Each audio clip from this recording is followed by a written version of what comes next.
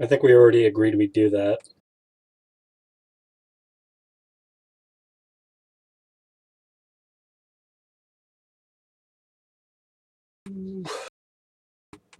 Yeah. I think the next thing we should do is figure out what what this thing on my wrist is. Like, exactly.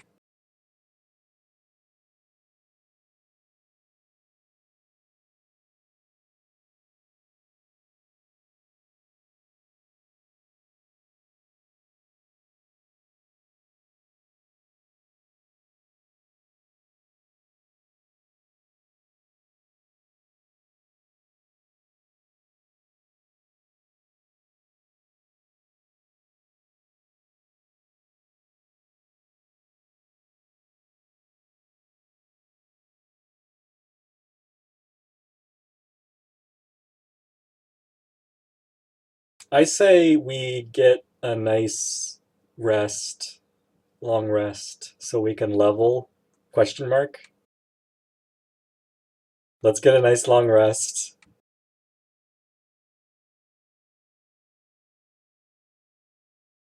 Hmm.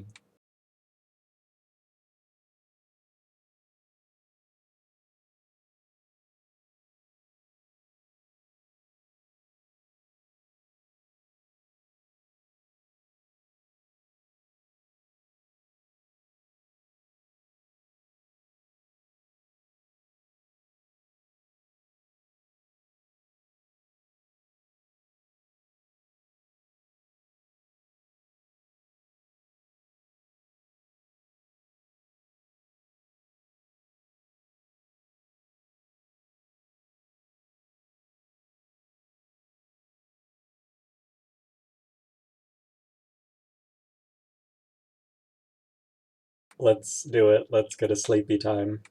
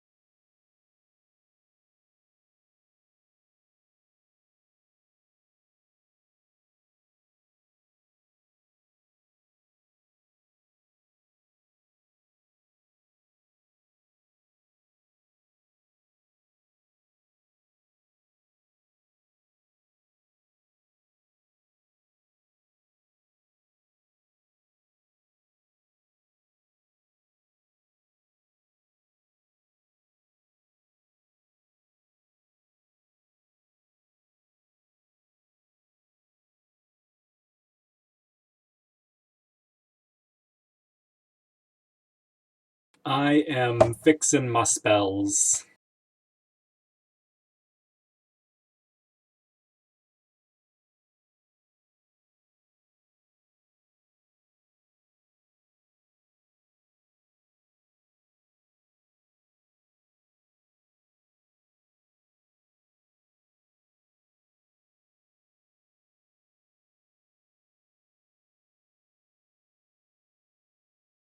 Oh snap. What's it say? What's it say? Oops, I had something muted. Oh well. Okay, so it should show up in your inventory now. Unsigned letter. So I'm assuming you're below decks right now, like after you guys have all had your meals. I'm on the deck. Well, yes, Stevo, you said you're sleeping on deck. And Pedwin, you are below deck? Mm-hmm. All right, so you are below deck when you stumble across this blank envelope. Not blank envelope, you mean? It's Oh, a the blank envelope is envelope. blank. Okay.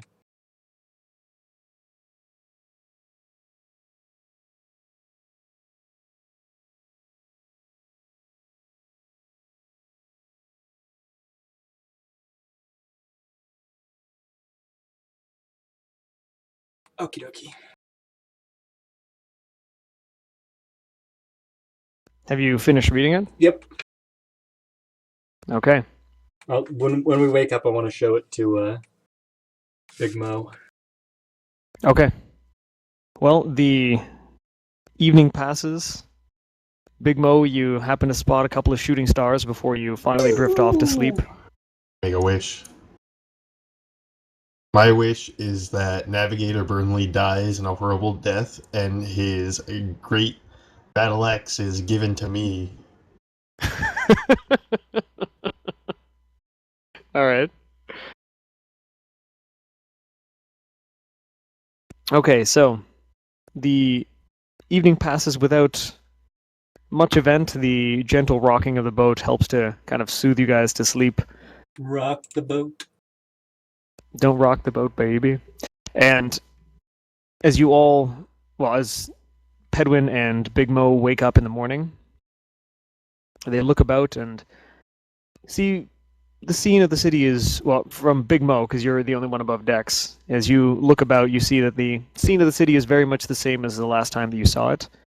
There are only, along the shoreline, you can see one or two individuals that are just stuck in place with that kind of mist-like appearance to their body, the kind of incorporeal state that seemingly randomly distributed individuals in the city have been afflicted with suddenly, as was the case with Flint and the elf that pronounced your sentencing at the trial.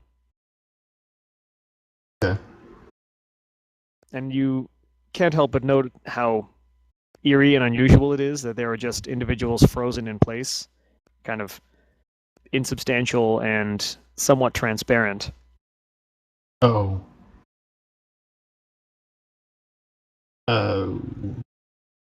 Do I feel a slight bit stronger too? Do you? Do you feel stronger? I don't know. Should I feel stronger? You guys have reached level 4, so all your level 4 bonuses. So yes, you're going to get to, I believe, increase stats, roll to increase your hit points. I'm not rolling, or if anyone's picking a feat, tell me what feat you're picking. I can add 2 points to my ability score of my choosing, right? Correct. So if I wanted to add it to...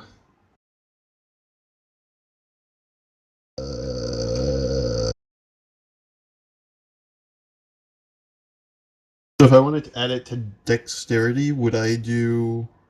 Oh, wait, no, never mind. I'm just going to add it to strength. So I just change that So number? you can increase one ability score by 2 points, I want to or increase you 1 can by increase 2. 2 ability scores by 1 point. I'm increasing 1 by 2. You see that change? Oh, yeah. And I also have to increase my... I would increase my HP by 10. 10 plus your Constitution modifier. It's Or well, 7. it's 1d10 7 plus your Con modifier. 1d12 plus Constitution, Oh, or right. 7 plus Constitution. So I'll Right, because just... you're a barbarian. Sorry, 1d12. So if you want, you can either take the average that's listed there, or you can roll the d12. I'm not gonna risk it this low. All right, Pedwin, what are you doing as far as your leveling up? I'm not sure what the second spell I'm going to learn is, but I'm going to take a feat. That feat that gives +1 int and lets me remember with perfect precision anything over the last month. Let me always tell which direction's north. Forget where it is. Keen mind. Keen Increase your mind. intelligence score by 1. You always know which way is north. You always know the number of hours left before the next sunset or sunrise. And you can accurately recall anything you have seen or heard within the past month. Alright, so mark that as something that you've gained.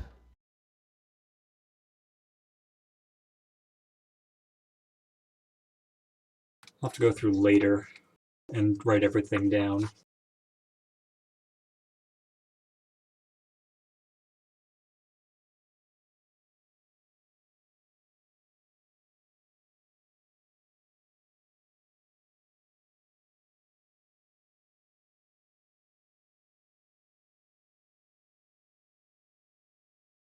And I show, or have we woken? Yes, you have awoken. I show Big Mo the letter. Okay. Nom nom nom nom. Let me put this shit in. Oh, a letter. Stephen Z. Okay, Stevo, if you look under Joe's name, there is something called unsigned letter that you should now be able to read.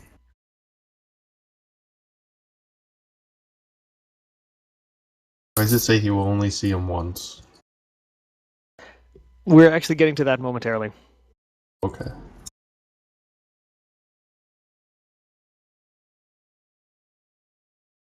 So, Pedwin, as you are unfurling the letter and showing it to Big Mo, as the sunlight is cast over the ship from slowly peering over the eastern horizon, the gold emblem at the bottom of the letter begins to glow under the sunlight, Spooky!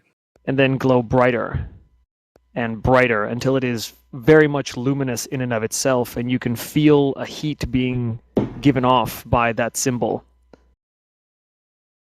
And a couple of moments later, the letter itself bursts into flames and is consumed very rapidly. Joke's on you, I remember exactly everything that happened. Yes, you did, which is actually really, really good thing that you got that right then, because now you will remember the letter. So for the next month, you are not going to have to make an intelligence check when remembering any details to do with that letter. I'm gonna get a piece of paper and write down the letter. All right, so you spend the next 30 minutes transcribing the letter. I wanna make a guess as to who wrote it to me. Make an intelligence check.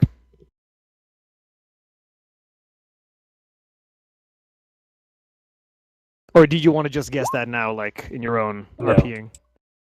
Because I don't Okay, so- remember it. I don't remember the people all that well. Well, based off of the content of...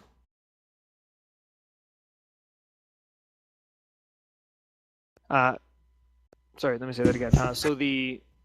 Oh, wow, those are some portent rolls, Joe. Yep.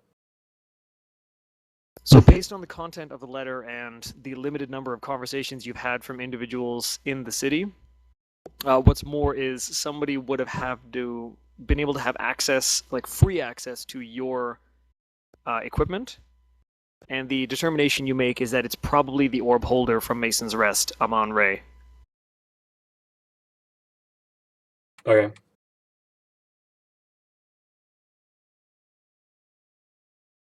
Well, let's head to the courthouse and find out what this thing on my wrist is. How's that I sound? will follow. All right. Tally ho! So-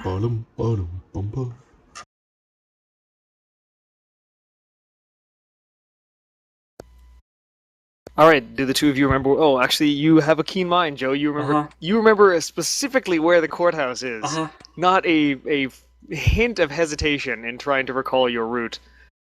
I walk with my eyes closed. I'm that confident. Okay. I'm gonna jump in front of him and start pushing people out of the way.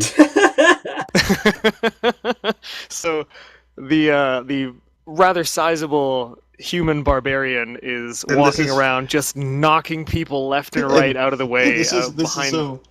is so Joe thinks that he's walking without hitting anyone.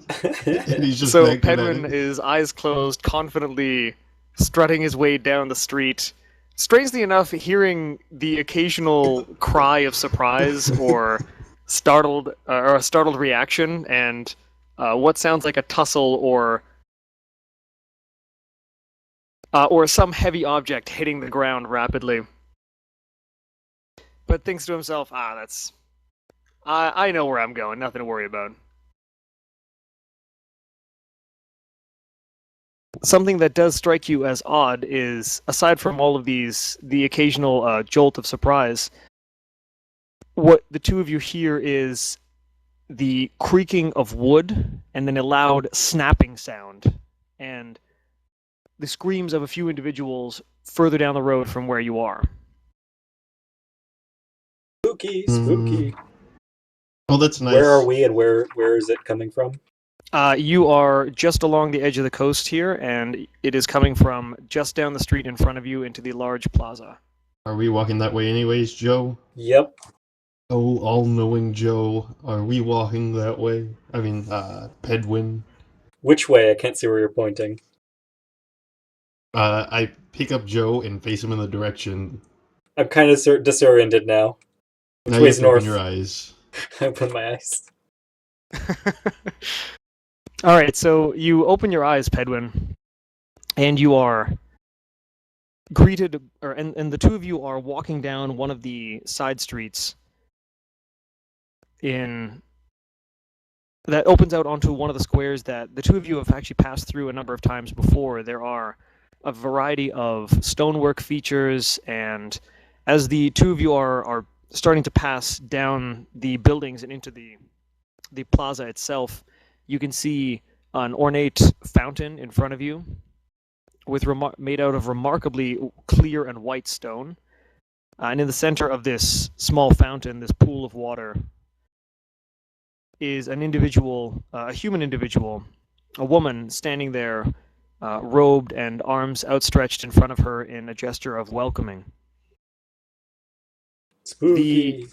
As you're walking further down towards the plaza, you start to hear the source of the commotion, and on your right-hand side is a building that people seem to be running away from and fleeing. And you do pass one individual who still has this kind of, for lack of a better word, smoky appearance. They're kind of hidden within this cloud, as you've come to encounter a number of times. Where's the building? What's the building that's making the source of running away people? So the building that is making the noise is right there. Okay, I'd like to investigate what the building is doing. Does it look like it's falling down? The building does not look like it's falling down, no. But as you get closer to it, you see a sign hanging off of the building that has... it has a small depiction of a flask with what appears to be a sprig of some kind of plant poking out the top. So it's a... Can I tell what type of building? Like, I'm guessing it's a shop. Can I tell what type of shop it is? It is a shop, and in vertical letters coming down the side, and, well, you don't know this, but Pedwin sees it and recognizes the letters as Gnomish, and it says Salam. As in... It's as in, it strikes to you not as a word that has a specific meaning, but as someone's name. I'd like to go into the building. I walk into the building. What did the woman who had her arms open and welcome? What was she welcoming? Well, it's a statue that is just kind of like kept within the pose of these welcoming open arms. Okay, so let me pull you guys to here. Okay. Ooh. All right, so the two of you are coming down this pathway now. And Okay, this I is don't the like marketplace. There's a map of this area. Let's turn around and go the other way. No, I'm joking. This is the market area. This is looking at the signpost with the a small kind of tabard or depiction of what this area is. It does not. There are a couple of vendors, like individuals with carts. You notice a particularly large cart is outside the building where all this commotion is being made. And you can see running away from it is just a regular adult human, like a male, probably in his like early 20s. Yeah, late teens, early 20s. And you see him just running in the direction away from the building itself and actually towards the fountain. So I'm just going to symbolize him with this. That's this guy. What a small human. Oh, never mind. Well, everybody should be that size, but like I don't want you to be the tiny little one square things. Anyway, so you see him actually just taking off, like he is motoring, and he runs underneath a big stone archway and past the length of the fountain. Is there anyone running our direction? No, people seem to be generally fleeing you. There are people running past you, but nobody is running towards you at the moment. Oh, okay. So, like, no one I can grab and ask what's going on? You could grab somebody and ask him. I'm gonna grab someone and ask him. Like, grab him by the collar and ask him. He looks at you surprised, and there's definitely like his pupils are constricted tight with genuine fear, not necessarily of you, but of the situation. And you ask him what the matter is, and he points in the direction of the store with that sign that you saw before, and just says, "This some thing," and with that you hear again a loud crunching of wood, and what breaks out of the side of the cart in front of the building is a large green, brown, and slightly kind of almost pale yellow in parts. It's this strange collusion of what appears to be roots and branches, vines, leaves, and all different kinds of plant matter in various states of decay. And it is this figure is somewhat humanoid in shape, and it is slowly lurching itself out of the now broken cart. Are there any braziers around? There are no braziers around, but there are a number of torches. So let's see here. These things, you see what I'm pinging? Yeah. So those are basically it's like a stone pillar, but it starts as smooth and flat, and actually it integrates seamlessly with the floor of the city, and then pulls up in a tapered point that eventually forms into like a rectangular column, and atop that is what appears to be a brass lantern head. And it being this early in the morning, most of them have run out of oil, but there are a couple. Let's say the one that is closest to you, and all of the archways, which are these things. So these are big stone arches. Mm-hmm.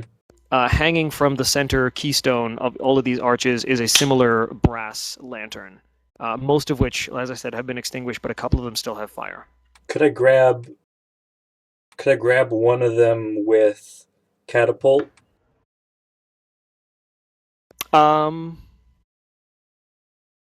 to 5 pounds. You could.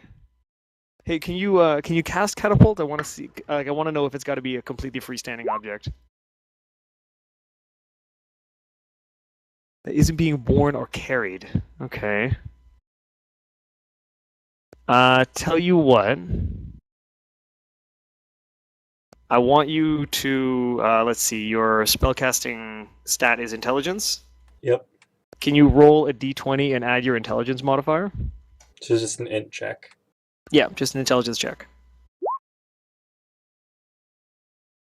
All right, so the spell that you enact, and this is also going to be what initiates combat now. So I'm going to need you.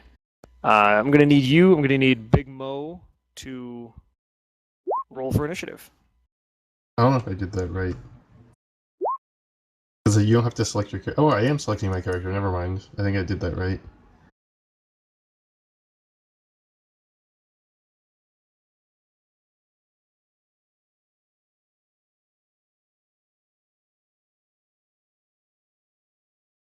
Okay, and Are distances right, or are they half Yeah, of what they're distances measured? should be accurate. The street you're on is about 10 meters or roughly 30 feet across. Okay. Where Yep. is this thing? There it is.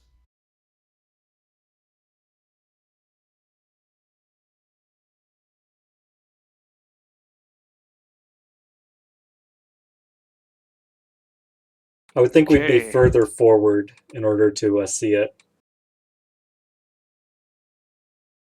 Well, the depending on when your turn is, you can use your movement to get in visual range of it. I think Joe's arguing that we'd be further forward. Already. Otherwise, I wouldn't have been able to hit it with the spell. Or even know it was there. Yeah. Wait, you're saying that you would have to move further forward? What? We're Like- saying you told we'd seen it, and we couldn't have seen it from where we're standing right now. Unless like this area is like empty space, like a porch. No, that's the building that has the sign on it. It's roughly each of the buildings on your left and right are roughly 3 stories tall. So would we be starting out further forward You would have to come further forward, yes.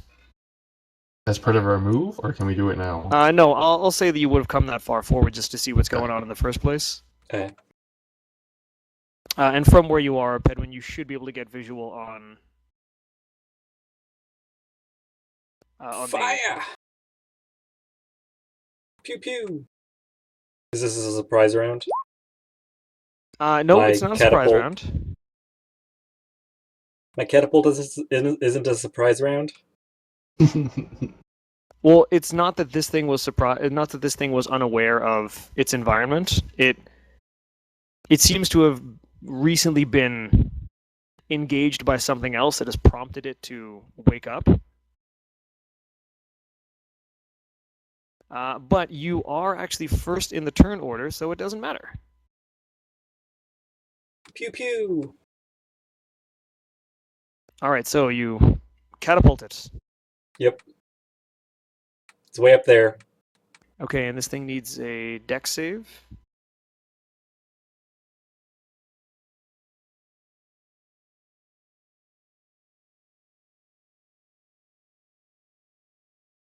And it rolls a 3. Yeah, So- boy! It takes, how much damage is this? 20 bludgeoning. Take 20 bludgeoning damage. I rolled an 8. Nice. All right.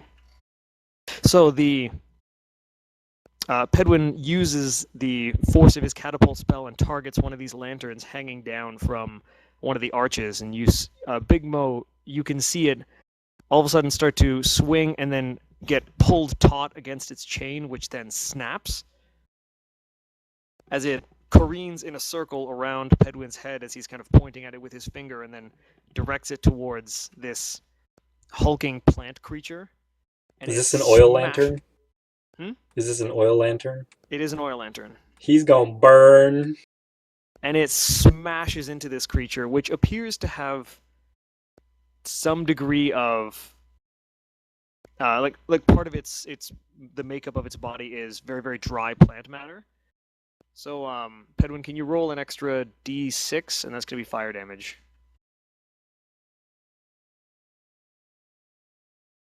All right, doing an additional 3 fire damage. Pew pew, motherfucker!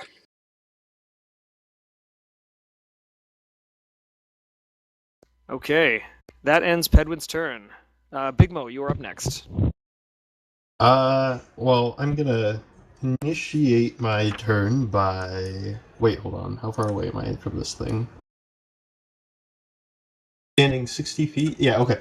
So I'm gonna initiate my turn by raging. Can you rage at the start of your turn? Or do you have to take damage before you can rage? I think I can just rage whenever. I think a frenzied rage is when you take damage, isn't it? I thought I know eventually you can rage at the start of your turn, but I thought that's like a level 5 ability. Here, let me take a look here.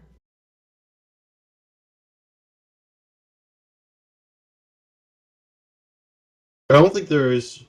On your Any- turn, you can enter rage as a bonus action. It doesn't say you have any.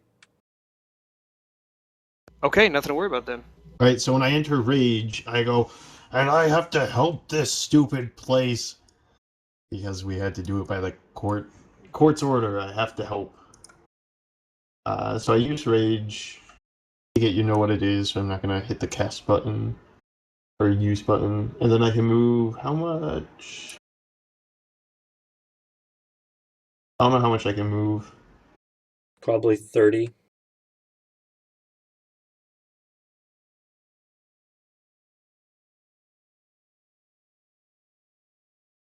I don't see Let's it see. anywhere on this main screen anymore.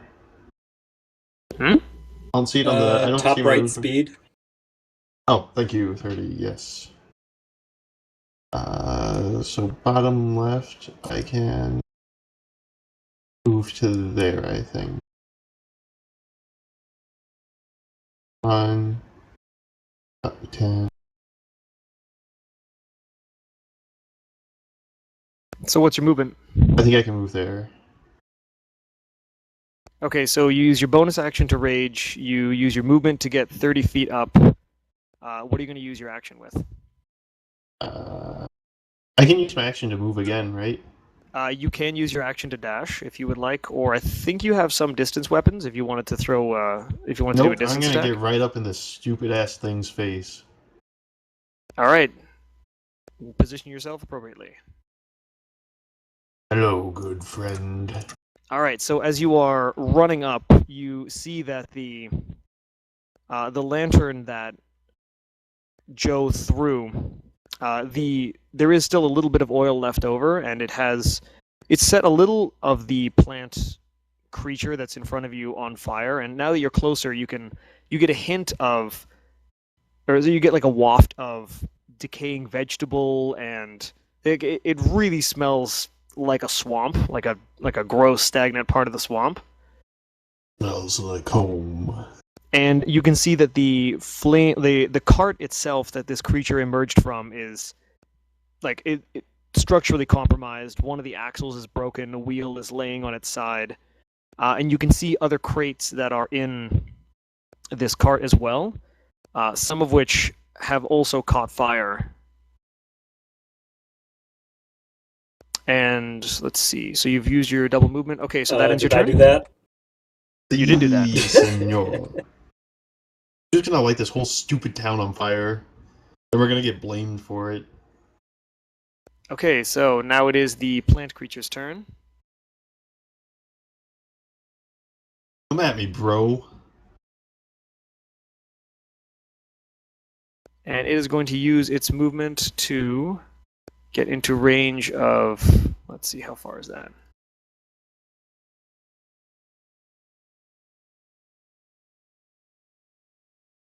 Okay, so it's going to take about 10 feet of movement to get in range of Big Mo.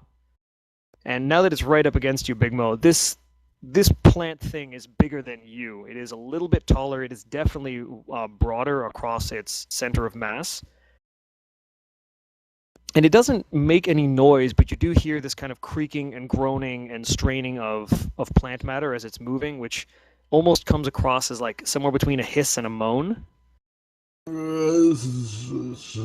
And it rears up with one of this big appendages and brings it down right over top of you, attempting to slam it down onto your body. Gonna slam me. And that is going to be 15 versus AC. I am 15 armor class. I don't know if that hits or not. Your armor class is 15? Yeah. Okay, then it does hit. Uh-oh. So you take... Oh, and it rolled well. You take 12 bludgeoning damage. And since I have resistance from rage, right? And then you half that to 6. Okay, cool. And so the first attack rears up and slams into your body, but it makes contact with you, but you don't even really... It doesn't even really push you off of balance. You just take it and grin because it's just nothing to you. And its left hand then rears, coming in from the side to hit you again.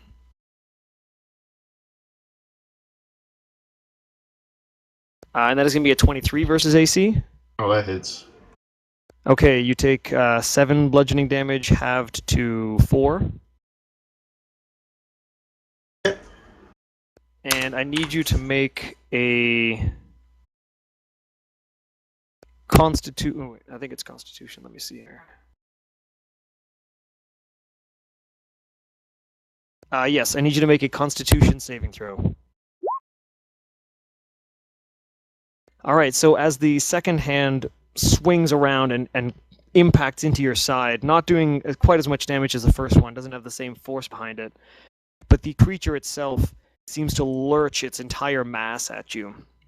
And the central portion of it almost seems to kind of peel open, as if it wants to try and swallow you up into the cavity that's right in it forms the center of its mass. But you wriggle and rear and just break yourself free of its grasp before it can kind of enclose and encapsulate you.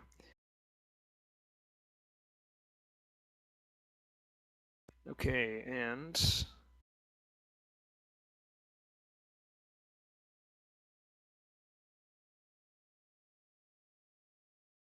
What's exhaustion do? depending on the level, it will reduce your physical abilities. Okay. And you being this close, Big Mo, you can hear a kind of frantic scrabbling or rustling inside some of the crates that you can see within the damaged interior of the cart. But aside from that, you can't really discern anything else about it. You just hear this noise. Okay. And Pedwin, it's your turn. I'm gonna move so I can get a clear. Do I have a clear? I don't have clear vision of him here, do I? No, you do not have clear vision of it.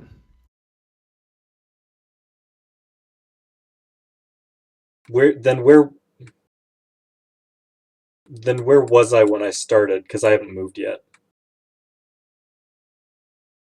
Well, before you could see, like, from where you are, you could barely make vision on the cart. And it was Okay. on the cart, and it has now moved closer to the building and out of your line of sight.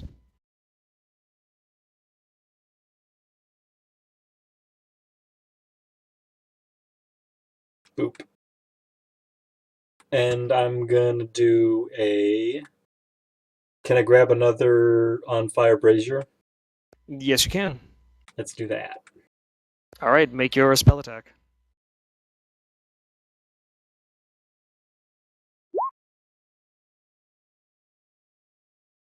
Okay, and it's a 14 saving throw for Dex.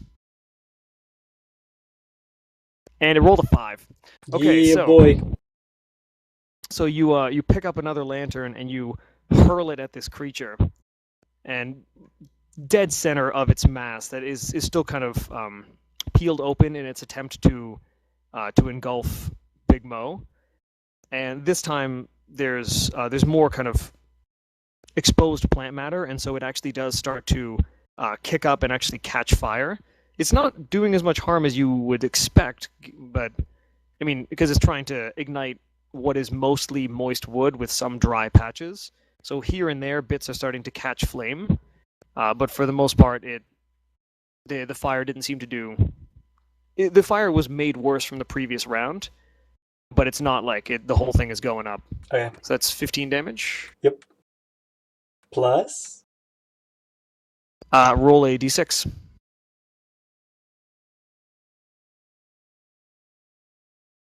Plus 5. Okay. Big Mo, you are up. Hi, Big Oh, Mo. hang on. Sorry. Joe, have you finished your turn? Yeah. Okay. With the power of my great axe, swing. Oh, we're taking the first or second number, I forget. First I think number. it's first Okay. now. Okay. So you swing for 14. And 14 is exactly what you needed. So the axe Yeah. comes around and in big overhead motion, managing to make a solid purchase, but it was a narrow miss, and it buries itself down into one of the arms of this, for lack of a better term, arms of this creature. So is it 16 plus 2, or is the 16 already including the plus 2? So it'd be 18? I do not see the +2 in the damage thing. I believe it's 18. Yeah, I rolled a 12 plus 4. Yeah, so it's 18. All right. And is that all you're going to do? I use my bonus action to taunt it. All right, so you smack both hands against your chest and open your arms out in a very come at me bro kind of pose. Oh yeah. The creature now, taking these hits partially alight with flame, it actually seems to stop engaging with Big Mo and is going to spend its turn.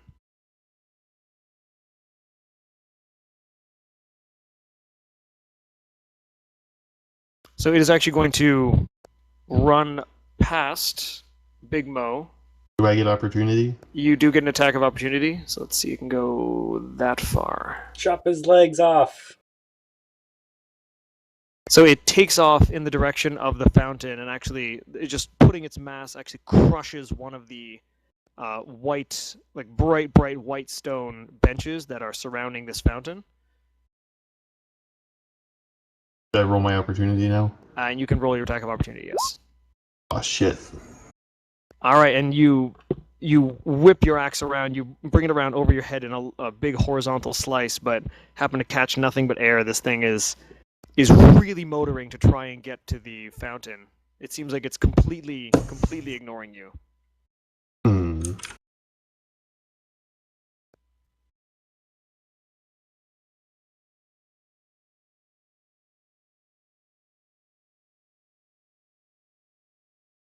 Okay. So, Steve-O, again, you can hear the hissing and the scrabbling sound getting louder from some of the crates that are inside the cart. And as is the cart in flames? There are small bits of fire here and there, but most of it seems to actually be contained to the tarp that is over top of the cart and these crates that are emitting this noise. And from some of these slowly consumed by fire portion, you see they are quite thick, long, dark, and about a foot in size. These two very, very big. Come on.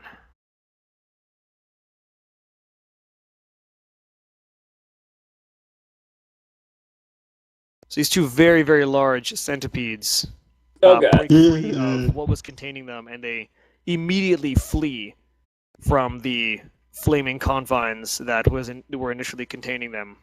Nope. Are their icons supposed to be bigger, or is that actually what their icons are? Are they like large for centipedes, or they're just extremely large? They are large for centipedes. Okay. You've never seen a centipede that's about a foot in length before, but these are about a foot in length. So they're like giant centipedes. They are big-ass centipedes. And it's their turn. Oh boy. Do I get an opportunity attack to step on them when they try to attack me? No, but they are going to attack you. How much damage could a centipede do? I guess I'll find out.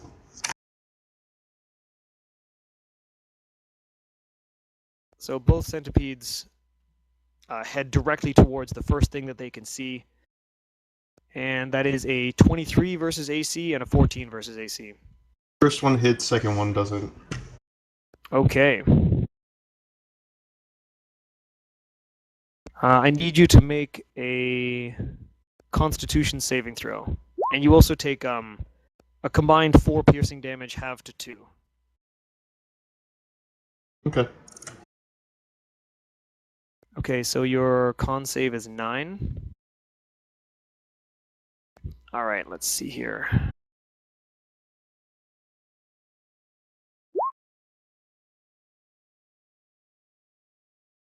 You also take an additional 10 poison damage. Boom.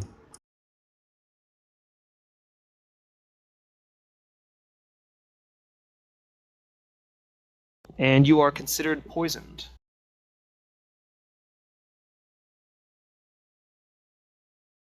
A poisoned creature has disadvantage on attack rolls and ability checks. So for the next hour, you have disadvantage on your attack rolls and ability checks. Okay. Oh, hang on. Oh, this is a bigger deal. You are also considered User paralyzed. joined your channel. Oh, perfect. So you're incapacitated and you cannot move or speak. You automatically fail strength and dexterity saving throws. Attack rolls against you have advantage. Suddenly, Danny Sexbang out of nowhere stomps on the centipedes. And any attack that hits the creature is a critical hit if the attacker was within 5 feet of the creature. So, you Yo, are I am. you are not in the greatest of states Yo, right I am now. fucked over here. How much health do you have? About half. And Pedwin, it is your turn. How much health does it look like the big guy has? What shape is he in? You guys have definitely done some pretty considerable damage to it. It's like pieces of it are starting to kind of slough and fall off as it's making its rather desperate dash towards the only source of water it can detect. User left your channel. And then he stepped on Danny Sexbang and he died. Correct.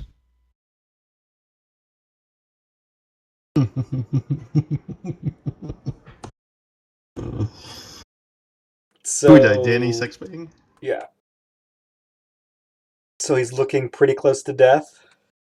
He's looking like he's taken quite a beating. But he's moving towards water.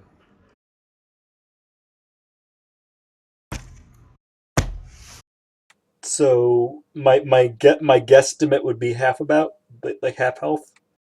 It looks like you guys have done more than half its health and damage.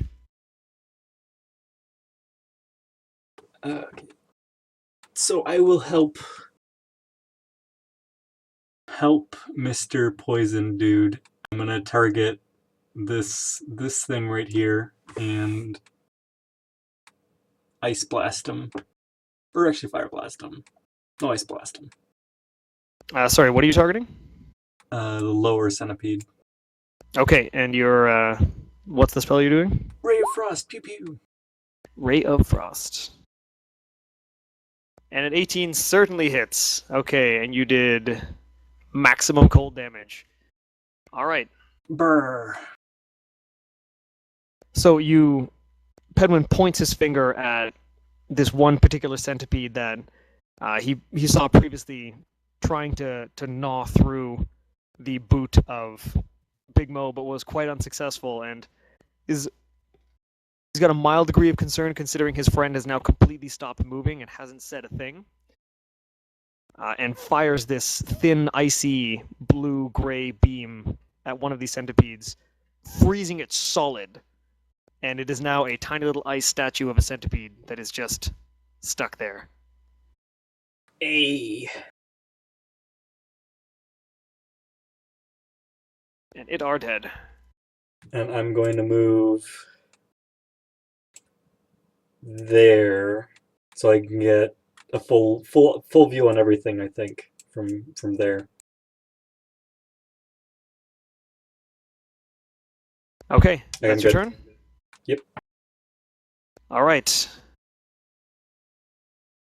Big Mo is paralyzed. Can I do anything being paralyzed? I'm double checking if you can make a save against the end of your turn.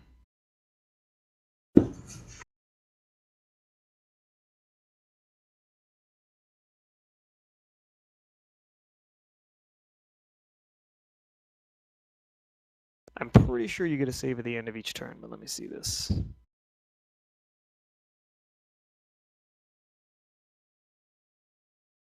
Oh my god, why is it taking so long?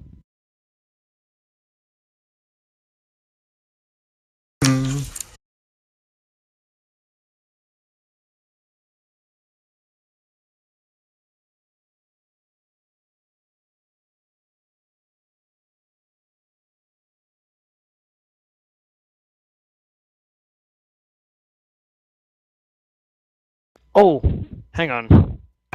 I made a mistake. Steve-O, you are not paralyzed.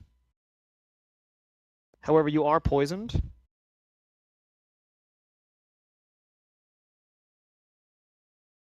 So you do still have disadvantage on your attacks, but you are free to move and attack. All right. Well, I'm going to.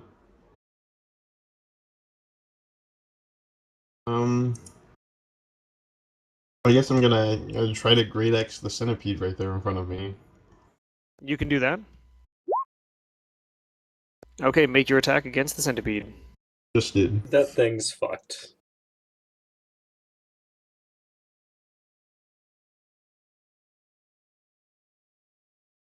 Okay, so Big Mo brings up his axe in a huge vertical slice, and there is just nothing left of this centipede. Pedwin, you can clearly hear the clang of the steel of this great axe impacting into the stonework, and Big Mo notes with a small degree of pride the actual gouge he's carved into the stonework of the city itself. Look at this gash. And the centipede is just reduced to goo. There is no more centipede. I know what I need to make when we have it when we have time. That's my turn. I don't think. Wait, no, wait, no, wait. Can I take that Because back? you've used your attack so far. Can I take that back? Is my movement halved or is my movement the same? No, your movement is the same. You're not paralyzed. It's just the disadvantage on attack rolls. I believe I can move here. I'm gonna move there, and in my turn. Okay. Dude, one of my friends came back from Turkey and brought me Guinness chocolate. It's chocolate with Guinness flavored caramel. Oh my god, it's amazing. Alright, go ahead. Okay. So the plant creature is just continuing in full momentum, trying to head directly to the body of water, and it jumps right in, and you can see this low splash. There's about a foot or so of water in this fountain, and the moment that it hits it, Pedwin, you being a little closer, you have a better view of this, but you can see that where there was kind of withered and brown and dried plant life, it is suddenly plumping up and becoming more lush, and the green color is starting to become a little bit more vibrant, and the creature itself stands a little taller and almost seems to swell. This might be an issue. I hope you have something to evaporate that water. Nope. Now, you do also the flames that were on it are extinguished, and there appears to be no more dry material on this creature itself.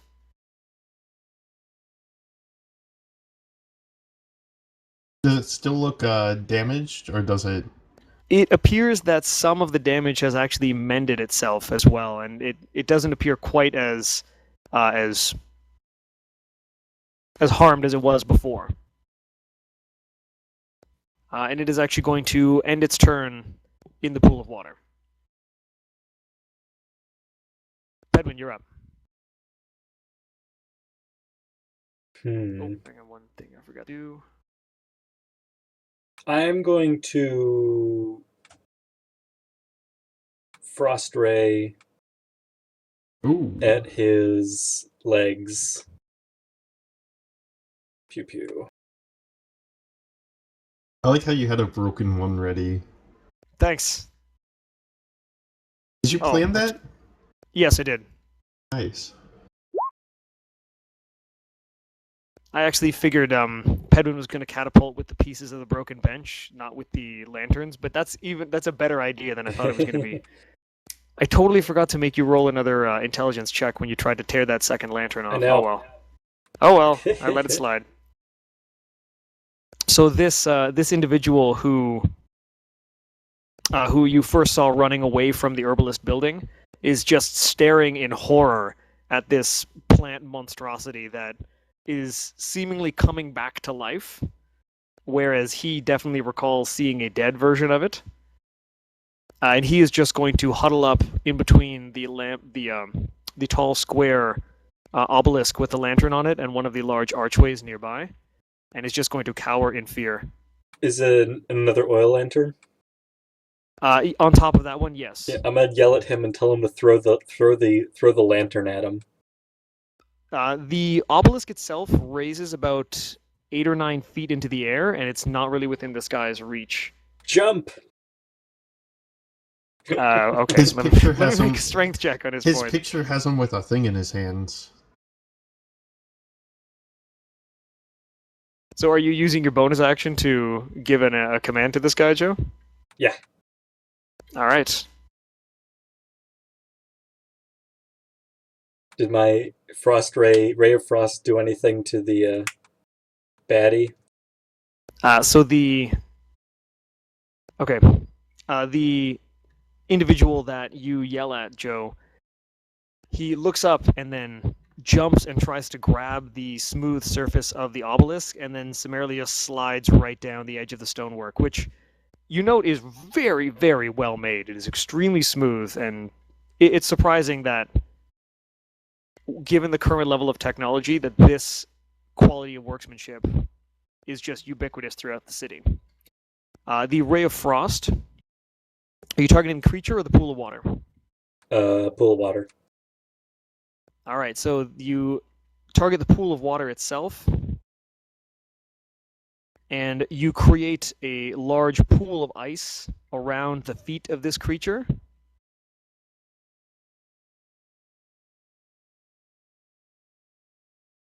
But it does not appear to take any damage from your attack. However, it cannot seem to... Well, actually, you know what?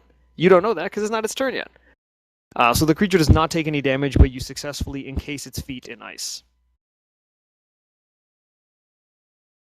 Okay, Big Mo, you're up. Alright, I'm gonna make my move there. Take a hunk of stone from the broken pieces, the biggest piece I can find, and just like throw it as hard as I can at the creature. Okay, make a ranged weapon attack. 1d6. Would 1d6 work or? Well, what damage? we gotta see if you hit first. Oh, okay.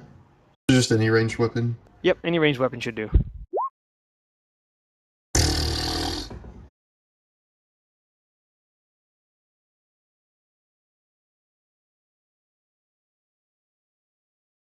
Let's see what it... Oh, okay.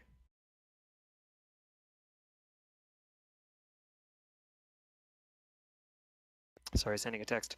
Okay, so you pick up this big hunk of stone and you hurl it, and it soars right over this creature and actually hits the statue of the woman. Her smiling face, it just gets hit directly square in the face, and actually you're surprised that it doesn't break a piece of the statue off, but there is certainly a loud clack as the piece of stone that you threw impacts off this statue and then just careens off to the side of the fountain.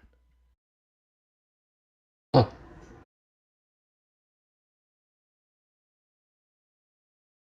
All right, as you've done your movement, you've done your action. Are you doing I'm anything with your done. bonus action? I'm done. All right. So it is now the creature's turn.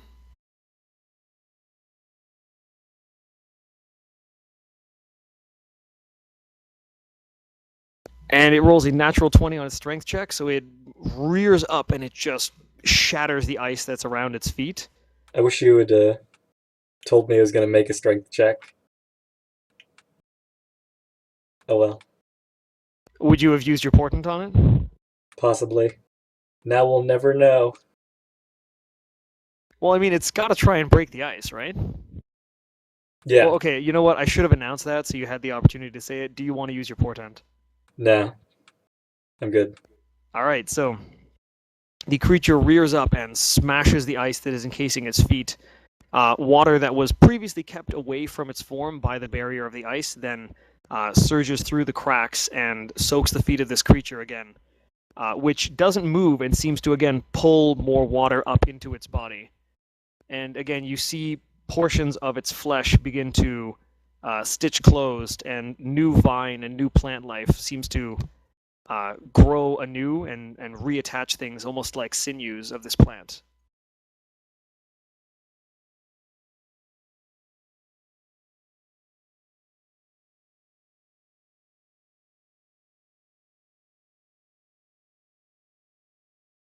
How much time has passed since I used rage? Let's see. You raged when you started the combat. You beat on the creature. The creature beat back on you. Then there was the second round where you got attacked by the centipedes, and then the third round where you threw that thing. So, like 30 seconds? 18. Yep, Okay. 18 seconds approximately. Alright, How long thanks. does your rage last? 1 minute. 1 minute? Okay. Yeah. And do you need to keep taking damage to sustain it, or it just keeps going no matter what? Nope, keeps going. It's like a concentration. Okay. Oh, All wait, right, hold on. and Oh shit. Yeah, it ends early if I am knocked unconscious or don't attack a hostile creature or take damage. it ends early if you don't attack a hostile creature or Or take take damage. damage, yeah. Well, you did attack a hostile creature. You didn't hit it, so I guess that still counts. Okay. I'm fine with that.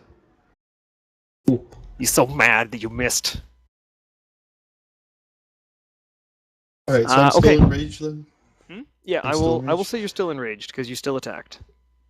I'll have to seek clarification on whether or not it's got to connect, but for the time being, I'm going to say you are still enraged. Pedwin, you're up.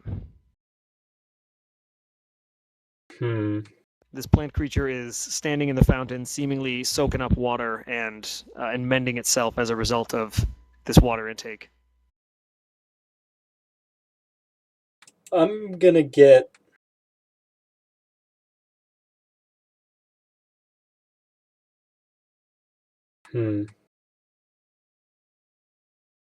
We.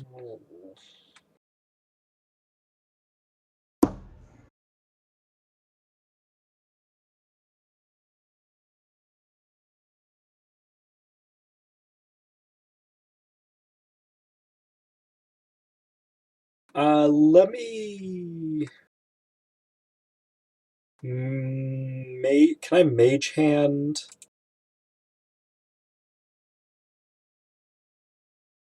Why can't I view my mage hand? There we go.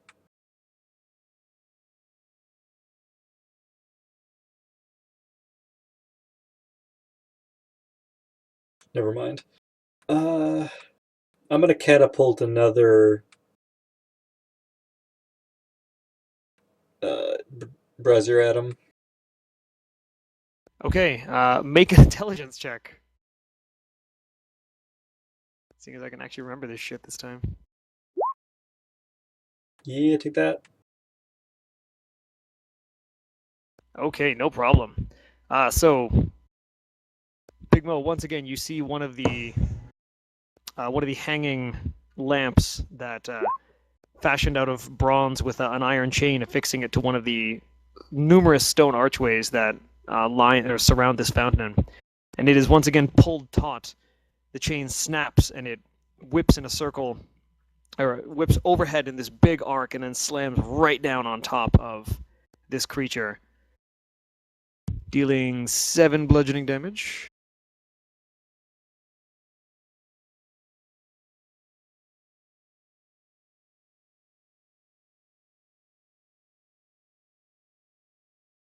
However, this time the fire seems to have no impact on the freshly hydrated creature. What a bitch.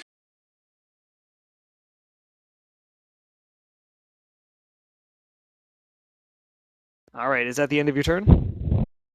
Yep. Okay, Big Mo, you're up. Hey, I'm gonna. Can I do like a quick investigation of the fountain to determine if I can? So what I'm wanting to do is crack or cut open the fountain to drain the water in it. And I don't like. Oh, would I be able to do that? Does Say it it look again? like? Would I be able to cut or crack open the fountain to drain the water in it? The stone that surrounds this fountain is a bright, very pristine white, is fit together very tightly, and is quite thick. That's a no. So it would be very difficult for you to. I'm not going to say you can't, but it would be very difficult. Okay, then I'm just gonna.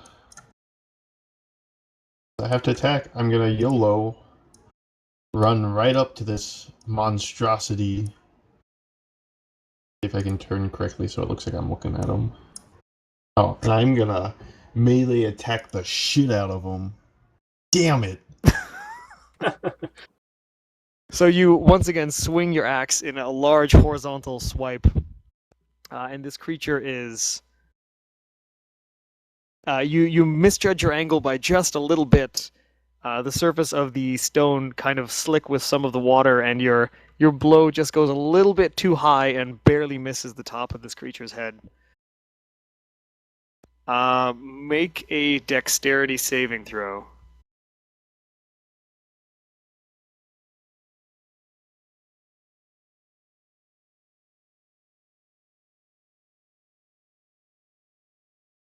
Okay.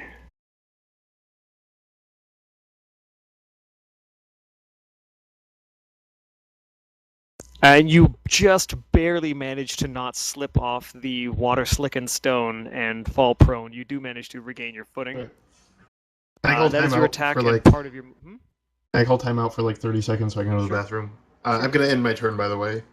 You're not going to use the rest of your movement to back up or anything? I'm not gonna give it an opportunity. Okay. Yep.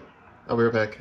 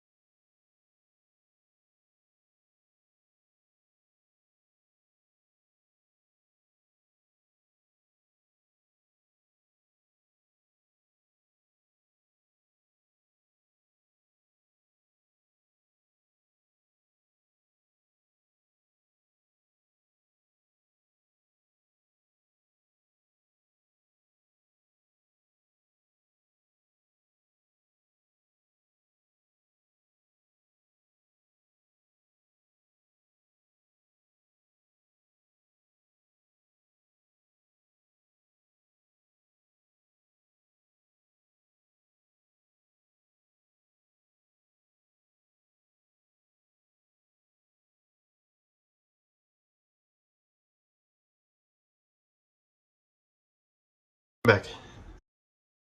That was fast. Just had to pee. Okay, so you said that's the end of your turn? Yup.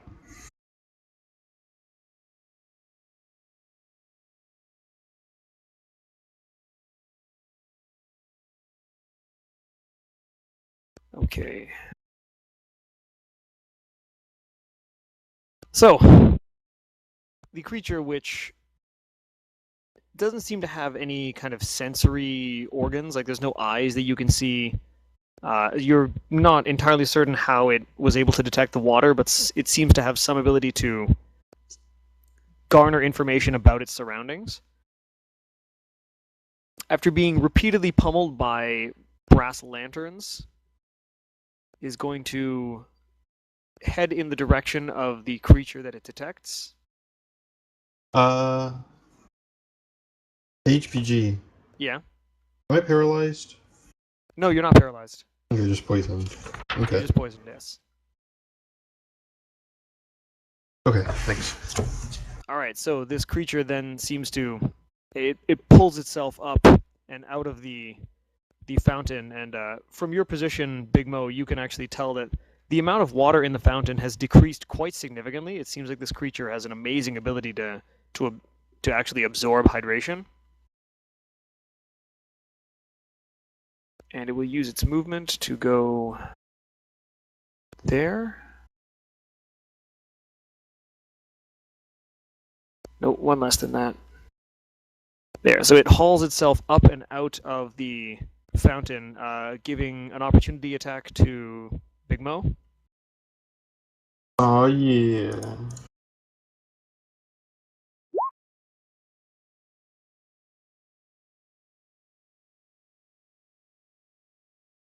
Is there a way to increase the attack roll? Your attack roll will increase with better equipment, a higher proficiency bonus, or stat increases for your attacking stat. So as your strength goes up or as you level up, I think your proficiency bonus will go up at level 5, so your next level. Okay. Okay, so your attack is for 12. All right, so as you swing around, again, you just barely manage to miss connecting with this creature as it hauls itself up and out of the water. Pedwin, you notice that the creature's seeming stitching of its own wounds has halted now that it is no longer concentrating on pulling water into its body. And actually, that is as far as it's going to get, so that's going to end its turn. Pedwin, you're up. Let's do a firebolt. Pew pew.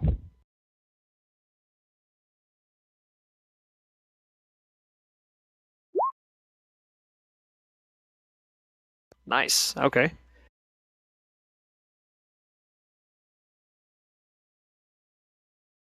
All right, you do. So you raise up both hands and you mutter your incantation, and the firebolt, or this burst of flaming energy, cascades off of your hands and slams into the creature, seemingly not phasing it very much. It does not appear to have taken a lot of impact, and the fire is definitely not sticking on this now very wet creature. And it seems to not quite hit as hard as you would anticipate it would. I am gonna move over here. All right, and is that going to end your turn? Yep. Okay, Big Mo, you're up. Okay, I'm gonna make movement right here. Sort of to block its movement towards Joe if he starts going towards Joe. And I'm gonna attempt to Great Axe again, but oh well. Yep, sounds about right. Man, that's fucking brutal. Okay, this is your 5th turn now with Rage on? Yeah.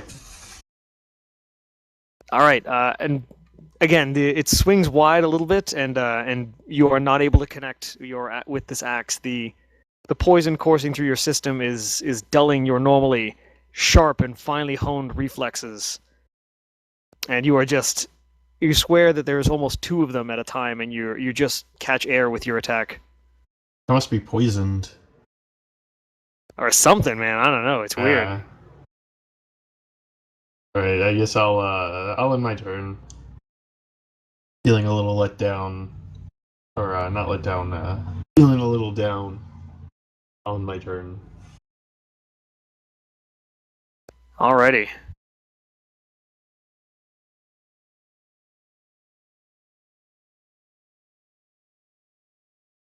Let's see, it's gonna have to go around you.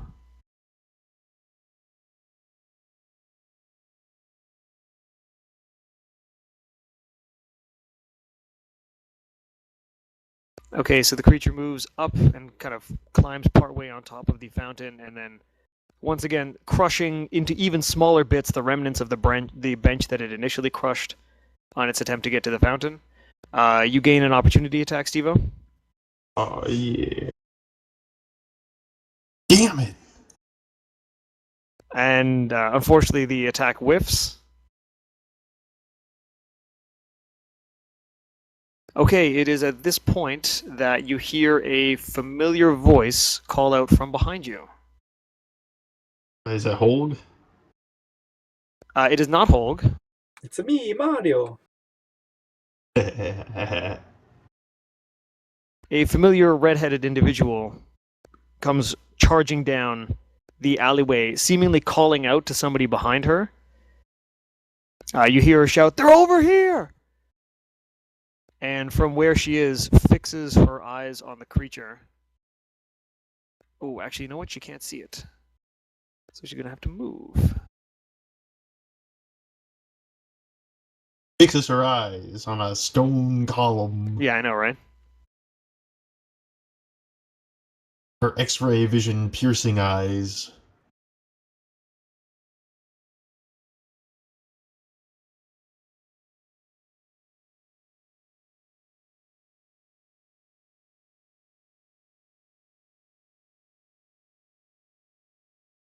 So actually, it would appear that she cannot get.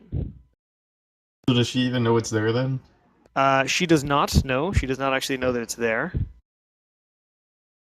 So instead, what she's going to do.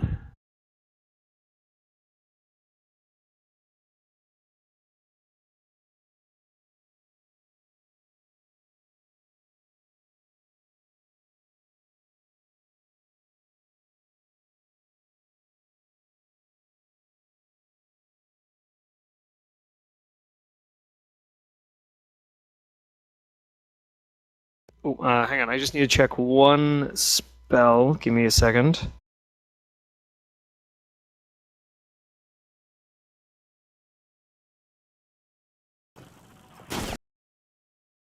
Ah, okay, I have the wrong thing listed here. All right.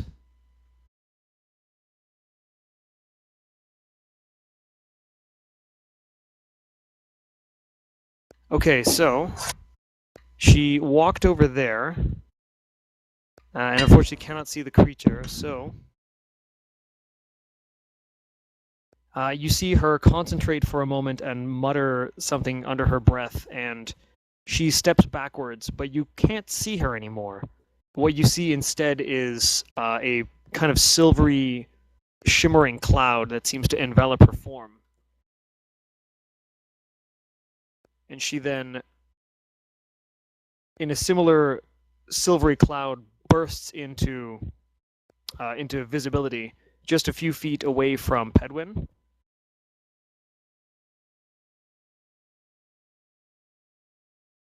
And she once again raises her hand and mutters an incantation.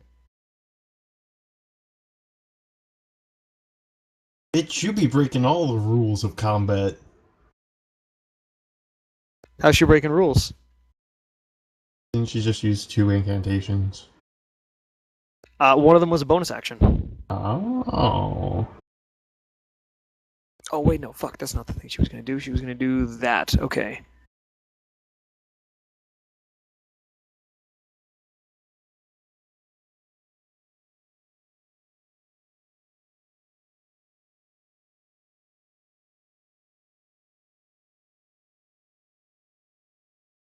All right, so she mutters an incantation, and you can see this hulking creature seems to reel for a moment.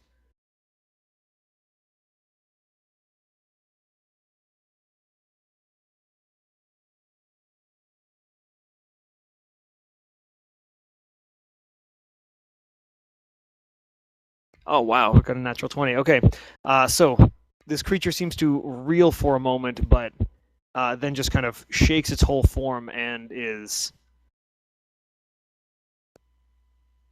seemingly unaffected by whatever spell Aya was casting at it. But Pedwin, you being so close, you do hear her whisper and mutter to herself, but it seems like there's more than one voice speaking when she does this incantation. It seems like there are 2 or 3 individuals, all of whom are whispering in very hushed and breathy tones, and you can't quite make out the words, but you get the idea that this spell is more of something to impact a creature's mind as opposed to deal harm to it. Spooky. Spooky, scary skeletons.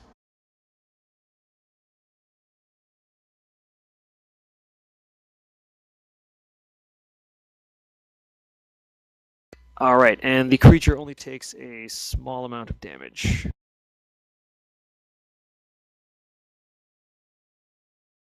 So it seems to have harmed this creature in some way, shape, or form, but not entirely.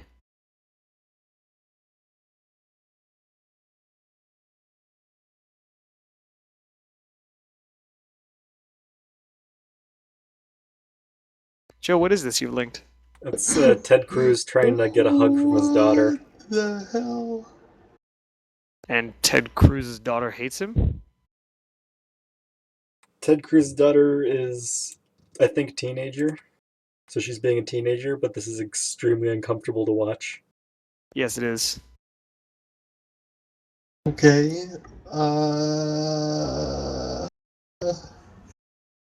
Back to game?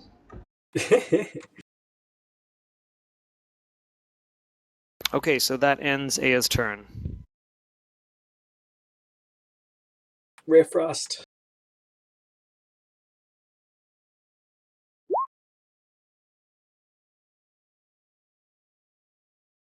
Pew pew. What are you doing? Ray of Frost? Yeah. Oh, He feels nice. cold. So you once again point your finger, and this thin, silvery, blue-gray beam fires out from your hand and slams into the center of this creature. Wow, his speed's reduced. That's kind of cool. Oh, his speed is reduced, huh? Yep. All right.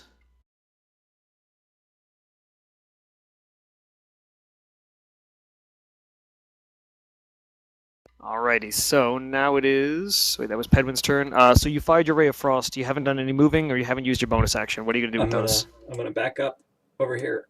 That's it. Okay. Be right back.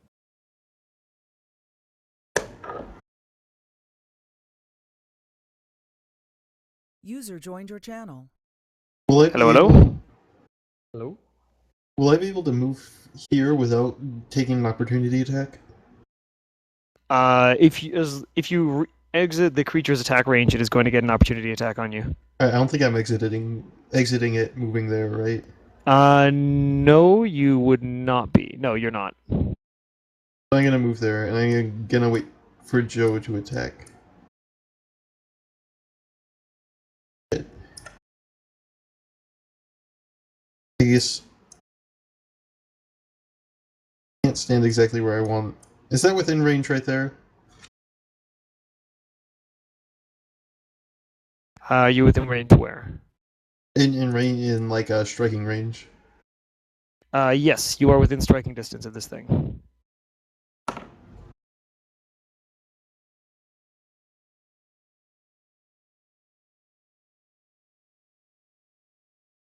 Scary skeletons. Ugh.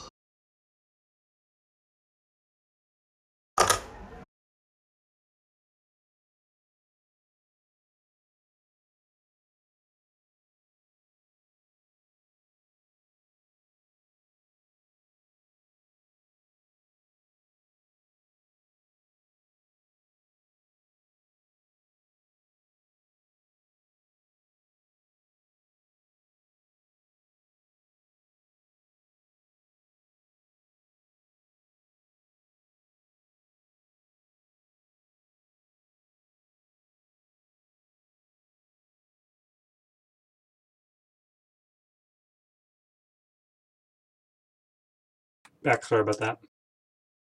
Right, so I'm gonna make the move to where I just moved and do a Great Axe attack, which won't hit because I'm disadvantaged. You don't know that it won't hit. The chances of me rolling 2 rolls higher than 15 or higher than 14 is difficult.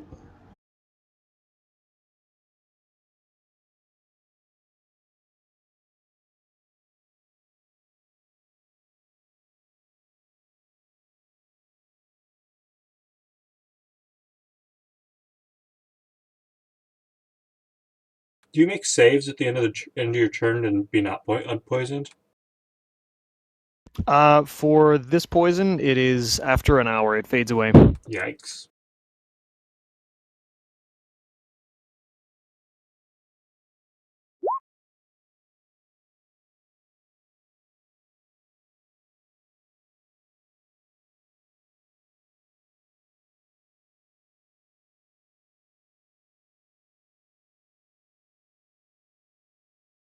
So with the disadvantage, it brings it to 10 versus AC.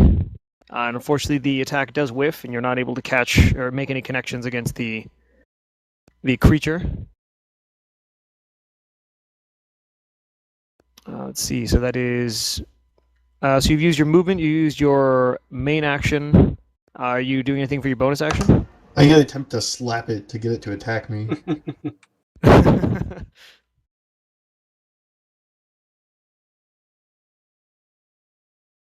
Well, you know what? I'm not even going to make you roll an attack for that. I'm going to assume that you can probably slap it. Okay, it is the creature's turn.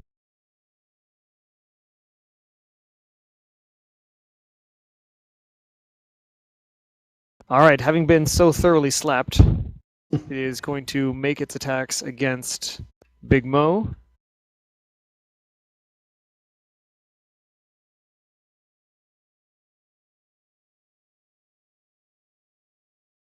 Oh, wow. Okay. So the creature rears up with both arms at the same time to bring them down on a huge overhead slam. And Big Mo takes one step back, and both of these large appendages smash into the stonework, further pulverizing the bench, which has just been reduced to little pebbles at this point.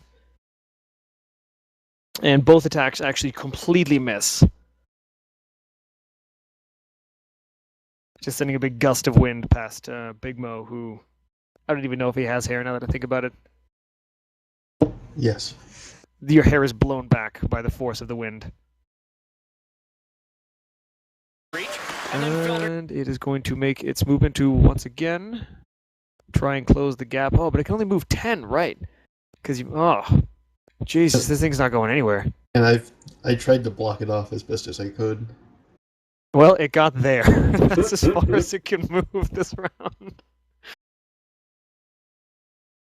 As it was going over the broken bench, does it count as Does it count as difficult terrain? terrain? It would if it hadn't been so completely pulverized at this point that it's not even hindering anybody. That bench has had it the worst out of every person in this fight. Is that bench? I don't know, that centipede. That's true. The centipedes did get pretty fucking wrecked.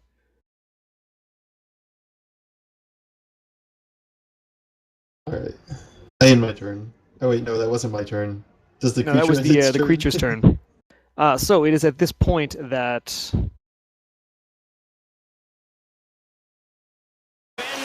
way off in the distance, on the far side of the fountain, actually, Big Mo, you're the only person that can see this, but there is a familiar-looking elven individual, a cat at his side, shows up onto the scene, seemingly directed here by panicked individuals and the sounds of continually destroyed benches.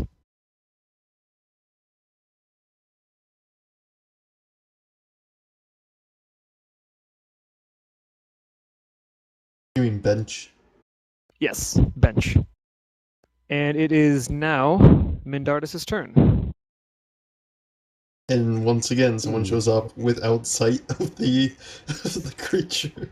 So Mindardus, you arrive at this scene, and you are running down a region of the city you happen to know is called the Scholar Square. And as you are nearing a fountain of one of the historical figures of the island, you can see, or you can hear the sounds of commotion, and you've seen people that were fleeing or running away from this direction, and you immediately just pursued and headed in the direction of all this noise. All right. And that's where I am right now. And that's where you are right now. You are standing in between two large stone archways on your left and right side, and the very pristine white fountain is laid out in front of you.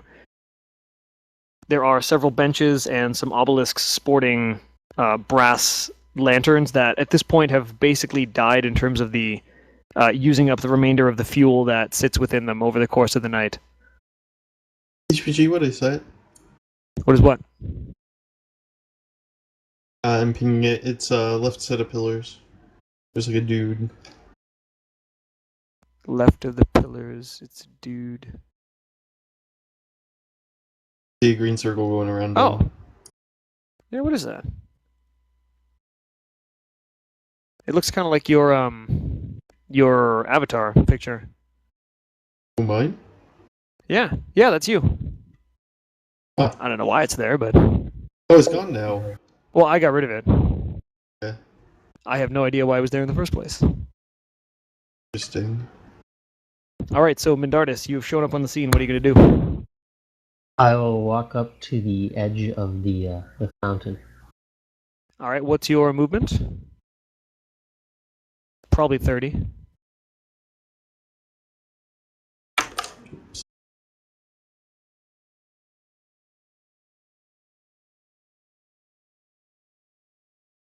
Bitch, I'm dying. I hope you run instead of walk. Sorry,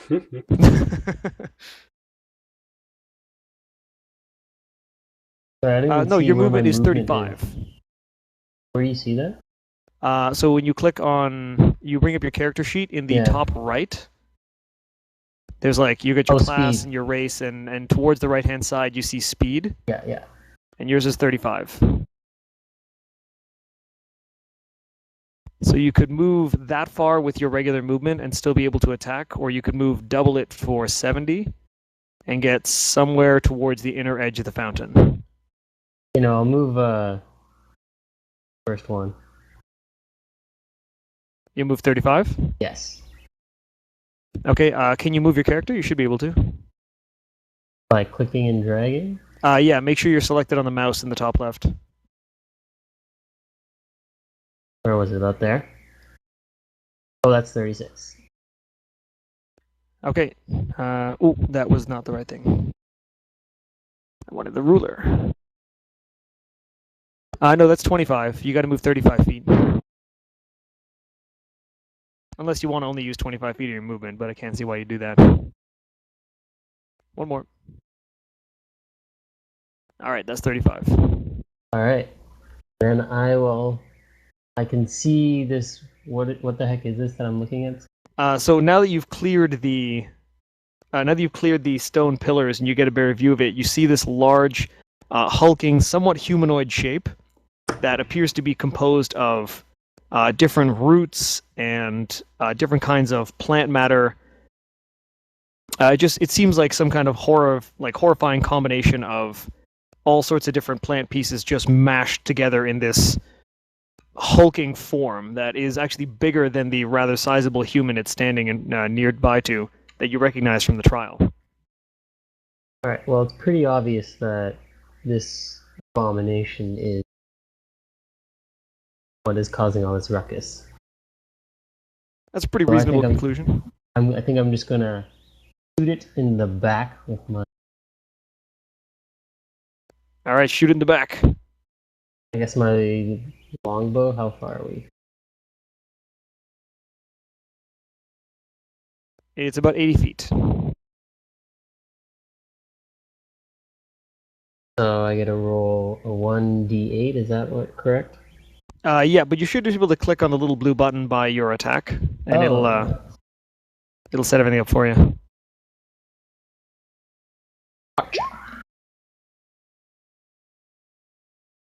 Nice.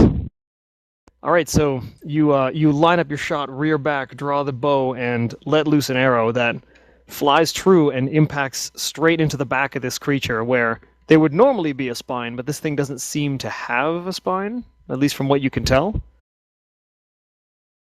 But it definitely reels from the impact, and actually, wait. And it seems to just kind of swing its body around left and right, unable to determine exactly where this attack just came from.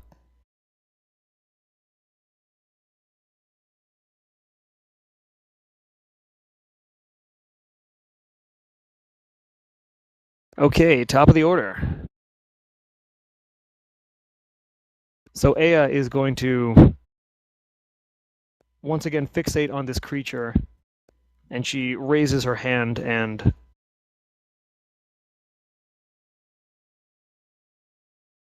cantrips.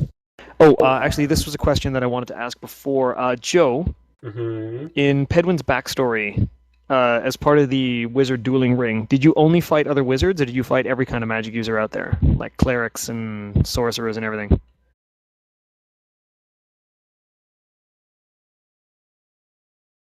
I thought it was underground. It was pretty much anyone was allowed, so non-wizards as well. So just everyone.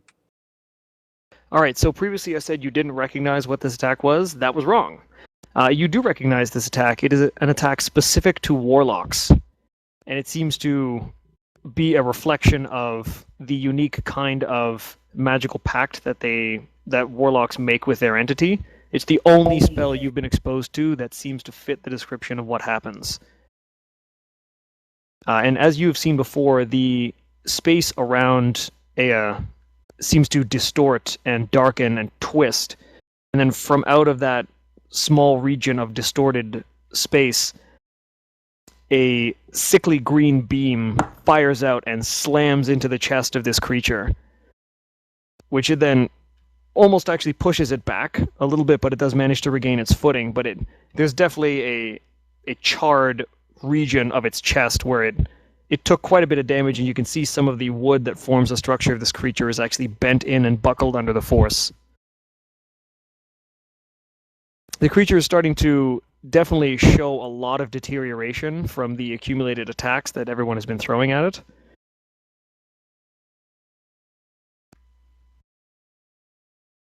And Ea is going to use her movement to back up to there. Pedwin, you're up. Pew pew. Let's slow him down again. Actually, let's do slow him down again. False. So you point your finger, and the blue-gray ray that you're familiar with, that you're hoping to connect to keep this thing contained to where it is, passes just over top of the quote-unquote shoulder of this thing, because again, it only has a humanoid form, but it definitely doesn't have humanoid structure, and just misses the creature itself. I'm gonna get back here and hide behind the wagon. All right, you hide behind the wagon. Actually, you've already used your action, so I can't let you roll stealth. I figuratively hide. Yep. Okay, Big Mo, you're up. Alright, I'm gonna sidestep to the right in an attempt to block it again. And if the gods of dice rolling will have mercy on me, I'll There you land an go. attack. for All right. 13 damage. So you bring your axe up.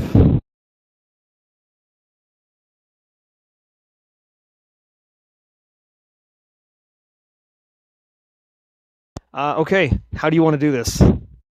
Hey. I want to do upward strike, straight down through the head and just split the thing in half. So you want to swing upwards and then down? Yeah, bring the axe up and then bring it down. Okay, Like up a over your head and then smite. down? Yep. Okay, so Big Mo, seeing the momentary advantage taken by this creature narrowly avoiding the ray of frost that Pedwin fired, he swings his axe way out behind him, full extension on the arm. And Pedwin, from where you can see, and unfortunately, Mindardus, you can't see what Morris is doing, but you just see this large axe blade show up right up over top of this creature's head, and then bury itself into the bulk of this creature, just carving right into its heft. The creature itself twitches and spasms for a moment, and then falls limp and just coalesces into this mass of plant matter that... And you know what? Just for shits and giggles, it takes a step backwards and crushes another bench and lays flat, unmoving. The horrifying reek of swamp plant material is even greater now than it was before. and that is going to end combat. I'm gonna pull out my hand axe, one of them, and I'm just gonna start chopping bits and pieces of it into a salad. Okay. Make a survival check. Actually, not sure what do you roll for chopping up something into salad? Let's, Medicine, maybe. how about nature? Let's do Nature? nature.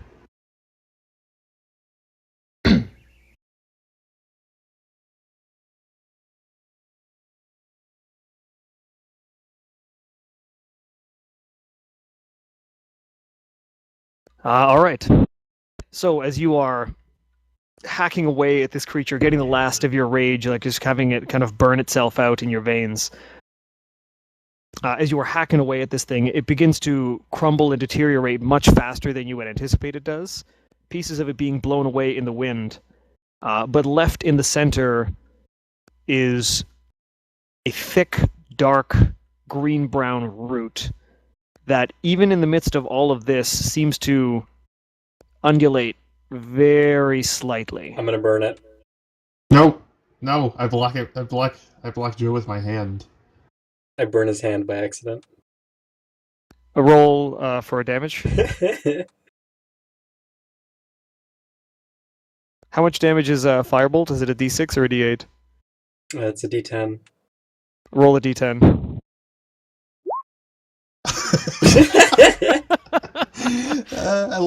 Luckily it doesn't hurt me, right?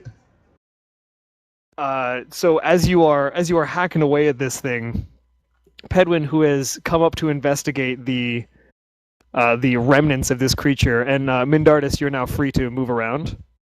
Okay. Aya has also closed some of the distance, and you can actually hear a mild argument between two. Pedwin and Big Mo can hear an argument between two familiar voices, and Mindardus, you see walk around the corner a small gnome, actually maybe just a little taller than Pedwin, who you're familiar with. He's got red robes and a gnarled wooden staff that curls around at the end, and affixed to the very end of it is a bright green oblong or elliptical gem. And this gnome is looking upwards and having like half discussion, half argument with a very large, muscular, half-orc individual. And the two of them seem to be debating some course of action. So, while this goes on, Pedwin sees the still moving part of this plant and panic shoots fire at it, because shooting fire at things is what the Pedwin source likes of the to pod people. do. And Big Mo swings his hand in front of the way and unfortunately takes the full brunt of this fiery attack that was meant to forever char whatever is left of this creature. You take 10 fire damage. Does it hurt me if my armor class is higher? Still? Oh, that's right. He did miss you. Okay. Well, not to be a stickler or anything, but I think he put his hand in the way of it to block it.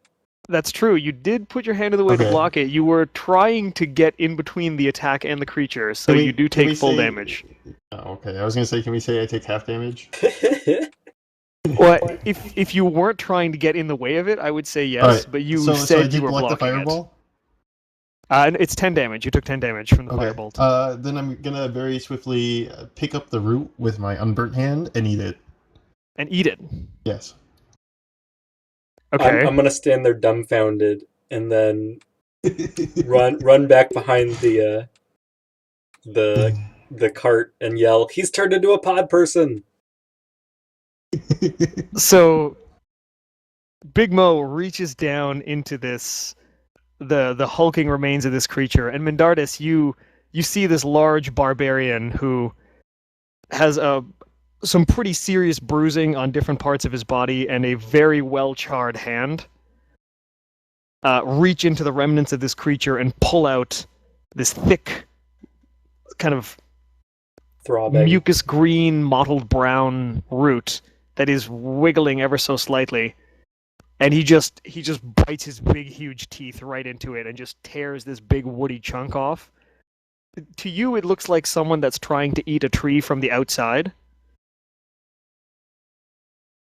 And you can see the flexing of the jaw muscles as he's trying to chew through this root. Morris, it tastes like dirt and tree bark. So With- I ate it though, right? With a hint of swamp water. You get about halfway through it before the individual cowering by one of the lampposts runs up waving his hands and says, whoa, you can't do that. I gotta get paid for that.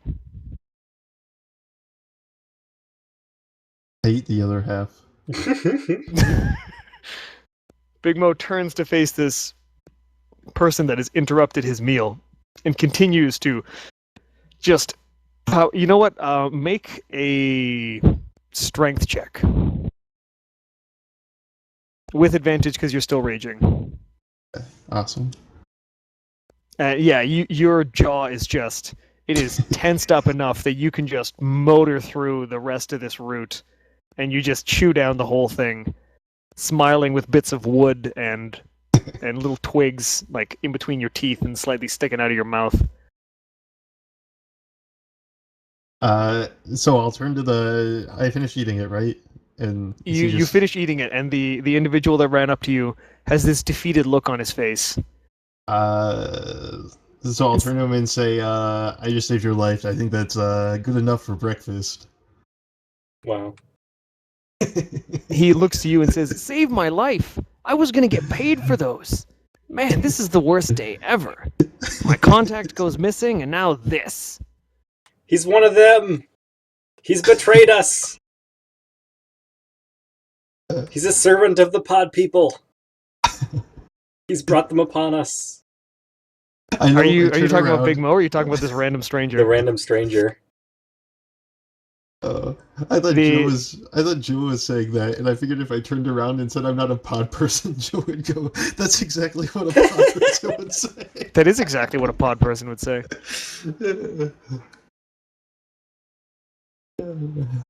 So in all this commotion, there is an elderly dwarf that comes out of an elderly gnome comes out of the building with the sign, the one with the flask and the stem of a plant, and that word in Gnomish, salam. Shalom. I was thinking more like salam, like salami, but without the I. Baloney. And he walks by, actually stepping on the slightly thawing remains of one of the centipedes and just crushing it underfoot. As he comes out to investigate the remnants of this creature. Pedwin, are you still by that cart? Yep. I'm staying far away from the pod people. All right, so you notice that the flames of the tarp have kind of died down a little bit. And most of the haul that's still in the cart is just sitting there. And this you notice this gnomish individual in kind of simple brown robes walk forward and begin having an argument with the individual that has come up to got to get in Big Mo's face about how he's eating that. Well, how he ate that part of the plant thing. Big Mo, you overhear a dispute between the two of them, arguing about price and quantity, and eventually it just degrades into an argument about how foolish he was to think that he could pawn this stuff off on him. What are you trying to pull? And it clearly seems like they're not getting along very well.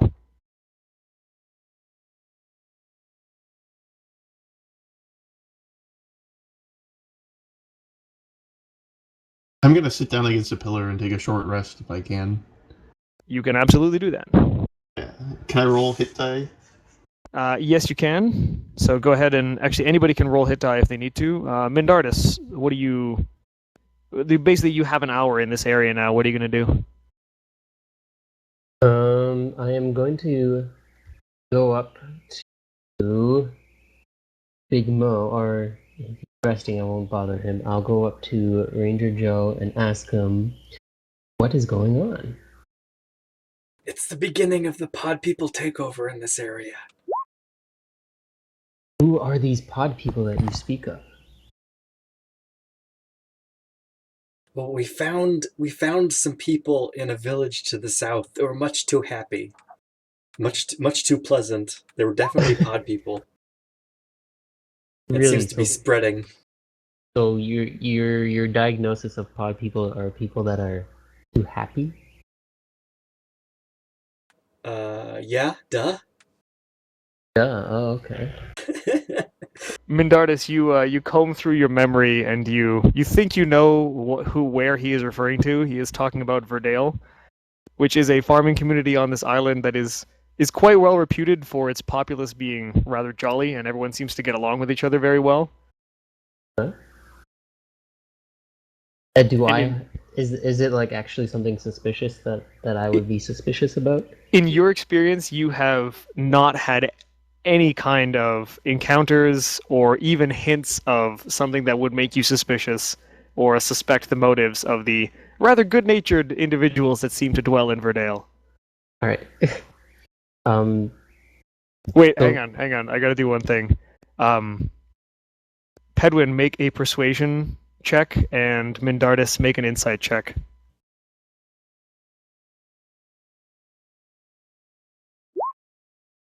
I'm gonna give him a 3 insight.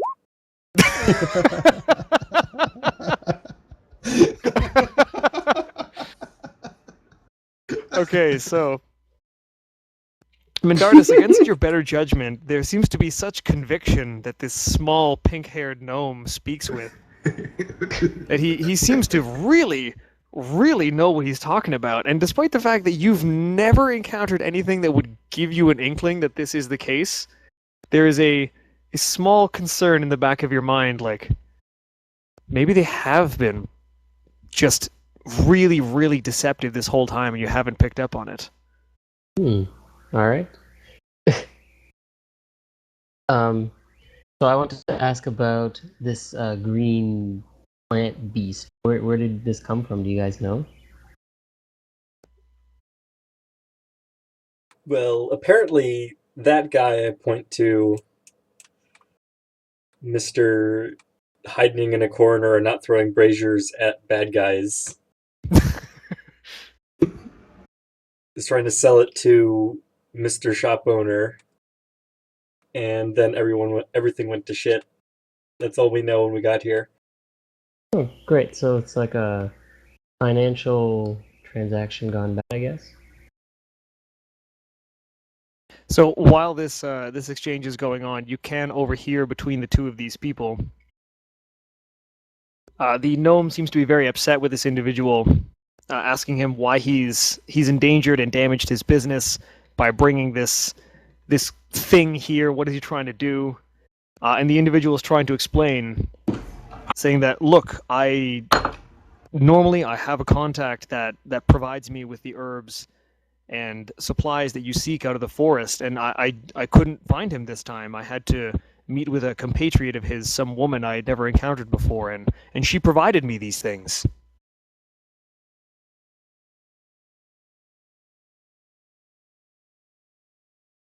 The gnomish individual just waves his hand back and forth, and he dismisses the comment. He says, very few people live in the forest nowadays. It's not safe. You mean to tell me that some old woman simply brought you all these plants out of the kindness of her heart?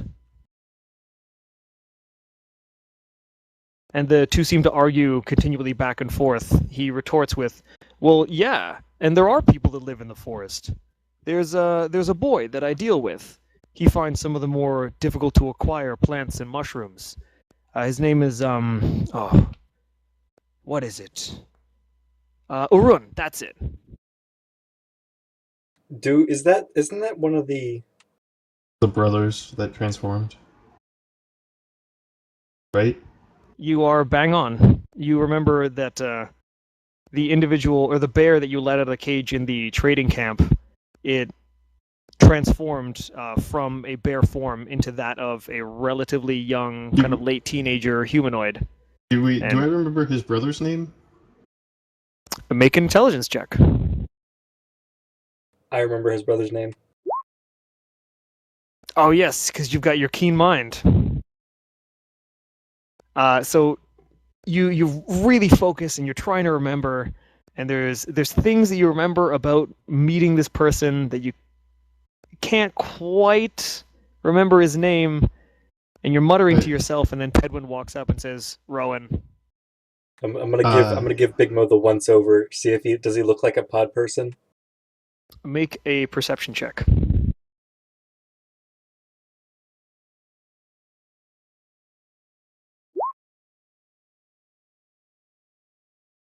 As you look Big Mo up and down, he seems to be recovering fairly well from the combat encounter.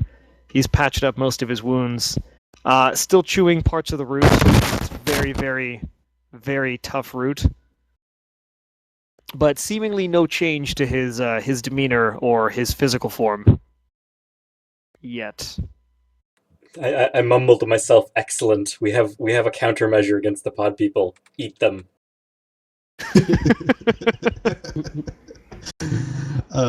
At this point, I'm gonna pipe up. When I hear the boy's name, I'm gonna say yes, and he has a brother, and neither of them I would consider in any danger from the forest. Not because the forest is safe, but because they're extremely strong.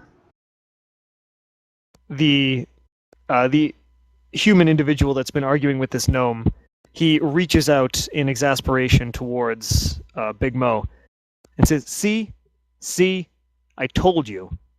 I normally deal with him, but I don't know where he is now. This woman that I met with, she said she was taken over for him." What did she look Boy. like? I ask. He looks over at the gnome and says, I'd say, getting on in years, more than a few wrinkles, I don't know, 40s, 50s, really gnarled hands like she'd been, working with them her whole life. Must be a farmer, a hermit of some kind. This Oh, doesn't smelled awful. this doesn't ring any bells, does it? This does not ring any bells for you. But he just goes on to describe this rather hobbled-looking old woman, just generally a state of kind of unkempt or like not very well, not very hygienic, I should say. And the individual who came out of the shop seems to grumble to himself and kind of rub his chin back and forth. And he turns back to the human and says, "Well, let's take a look at what you got." And he goes over to investigate. The two of them go over to investigate the remnants of that creature. What is everybody doing in the meantime? I'm gonna go through the cart. Okay, make an investigation check.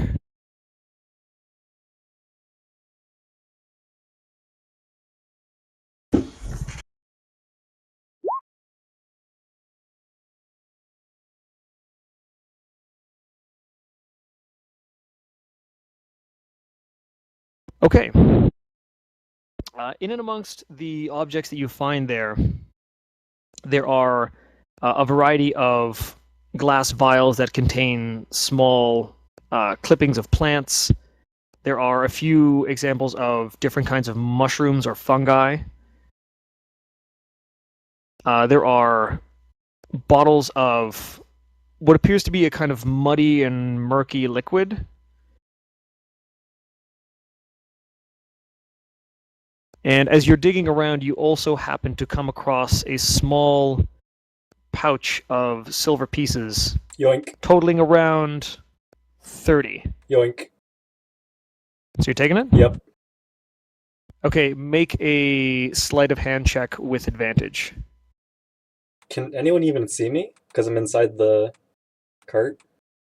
Well, this guy, the individual with the cart, is distracted, so that's why it's with advantage.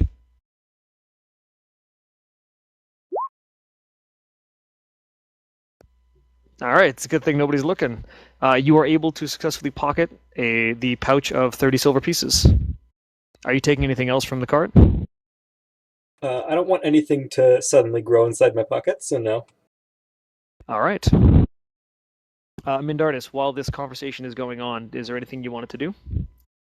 I'm just gonna go check out these remnants of this creature. Okay. So make an investigation check. Or sorry, no, perception.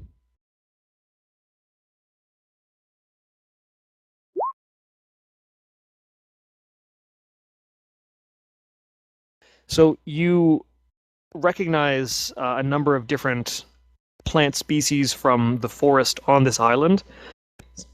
Seeing as you, in your time on the island, you have spent quite a deal of time in the forest itself, you do recognize some of them belong to species of plants that are native to the areas around the elven settlement that's actually buried within the forest. But certain scents and certain roots and other parts of this plant are also from some of the deeper areas of the forest where it crosses over into the swamp, where you happen to know the lizard folk make their home, and it is widely considered a bad idea to go in there underprepared. So you can recognize different plant species from different regions in from the forest on this island, but it definitely came from the forest on this island, from what you can tell. All right.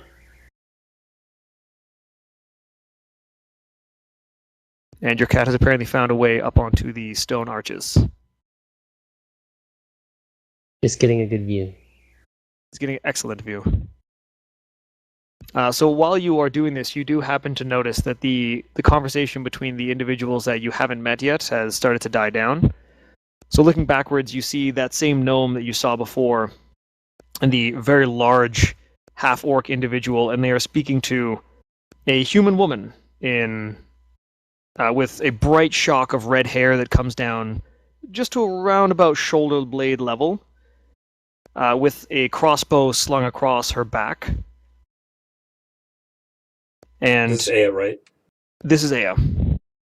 As she walks over to the two individuals that are already chatting, you can't help but notice that this woman is quite well built, quite shapely, and your eye lingers for a little bit. Also, it has been an hour. You are no longer poisoned, Big Mo. Hell yeah. So you can clear any and all status effects. Right. In that case, can I stand up and join the threesome? Certainly you can.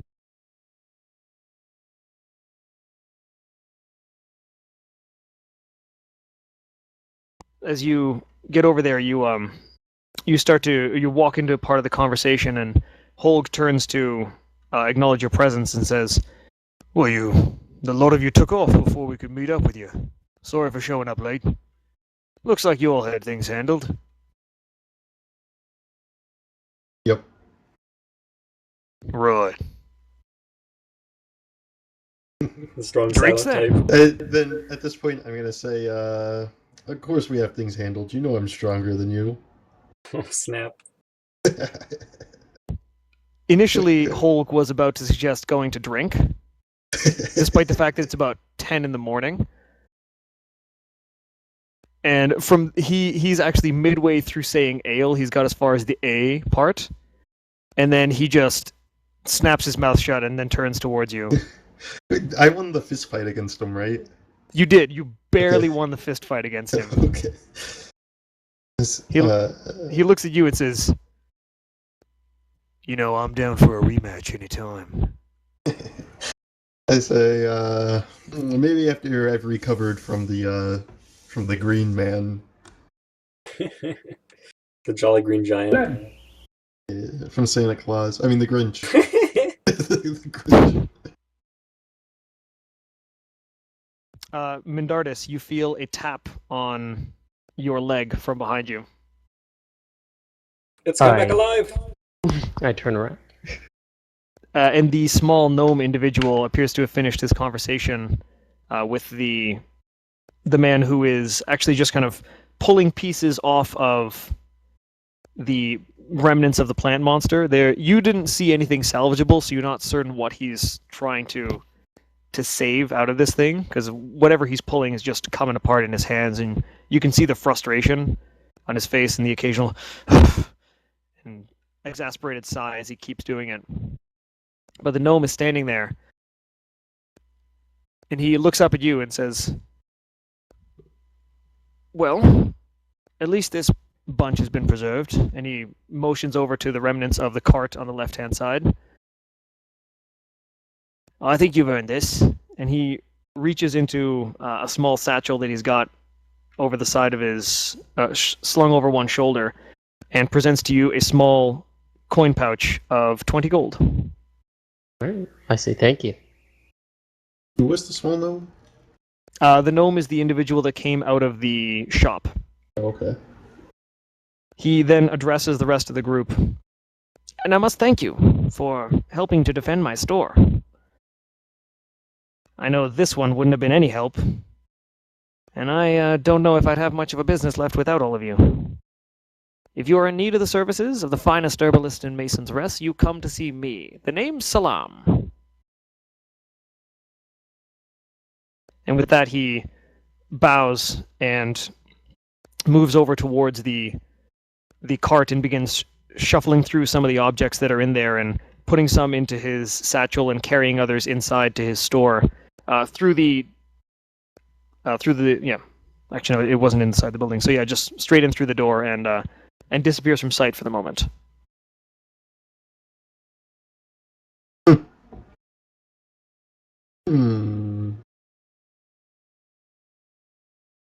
So is anyone going to do anything else? I was just gonna stand here awkwardly until somebody else said something. Well, I vote we still go I still want to. Oh wait, this Mr. New Guy. Who's New Guy's name? The elf? Yeah, His name is Mindartus Nilo. Mendartis. Do I know that? The was in name the does not jury, sound right? familiar to you at all. Mr. Local Resident. I hold up my arm with the bracelet around it. Do you know what this is? Describe the bracelet. I'll take care of that part. So, the small gnome with the pink hair pulls back the robe, the sleeve of his robe on his. What do you want, right or left? Whichever one it was on. Oh, it was the I see. right hand that it got put on. So he pulls back the sleeve of his robe on his right hand side, and affixed very tightly to his wrist, like basically seamless contact with the skin, is a thin purple band. It seems to be made of some kind of. It appears like a ceramic, but you've never seen any ceramic like this before. And mounted right in the center is a sizable opal. It's about double the surface area of your thumbnail, and it is fixed very tightly around his wrist. Now, you have seen these on occasion. Usually it's something that is awarded to diplomats, and generally individuals that the city or the city guard would like to, A, make sure nothing bad happens to them, and B, have something that will allow them to keep an eye on somebody. Alright. That's what I say. Okay, good to know. Makes things a little easier. So while So- this conversation is That's it.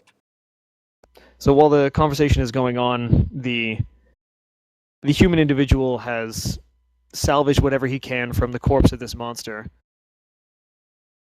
which is, for all intents and purposes, no more. And he has gone back to discuss the value of what he's brought with the gnome Salam, who Salam is almost just ignoring him at this point, because just completely off-put by the amount of incompetence this guy's displayed.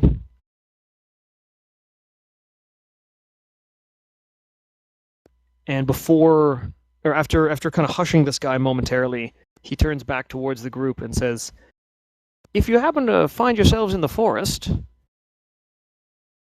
I could make use of any and all ingredients that the group of you come across. Plants, roots, mushrooms, fungi, even pieces of creature, all useful. And I have people coming from far and wide, all over these islands, coming to see me for my brews."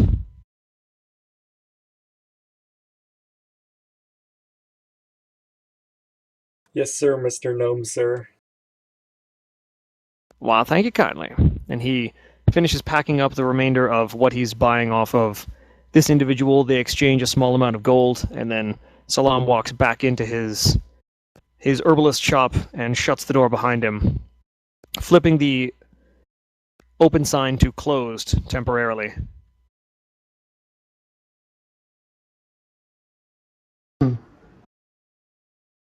Are we gonna continue to the courthouse? Well, I've gotten what I need from the courthouse from Mr.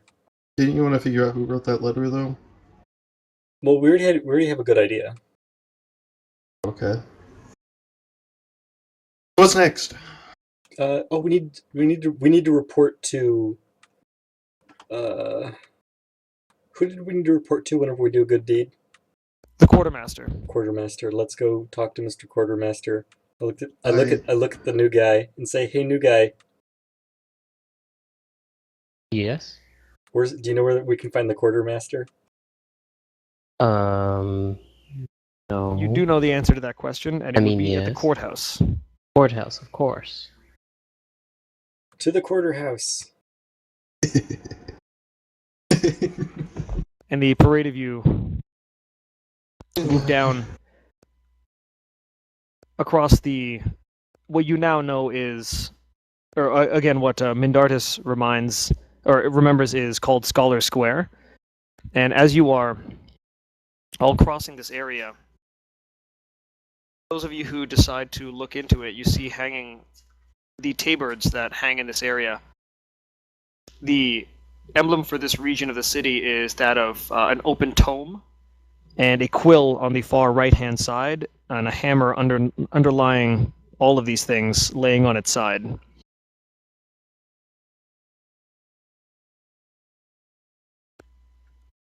The group of you travels down and around into what is now a more familiar region of the city, and you are standing outside the courthouse that you previously occupied before.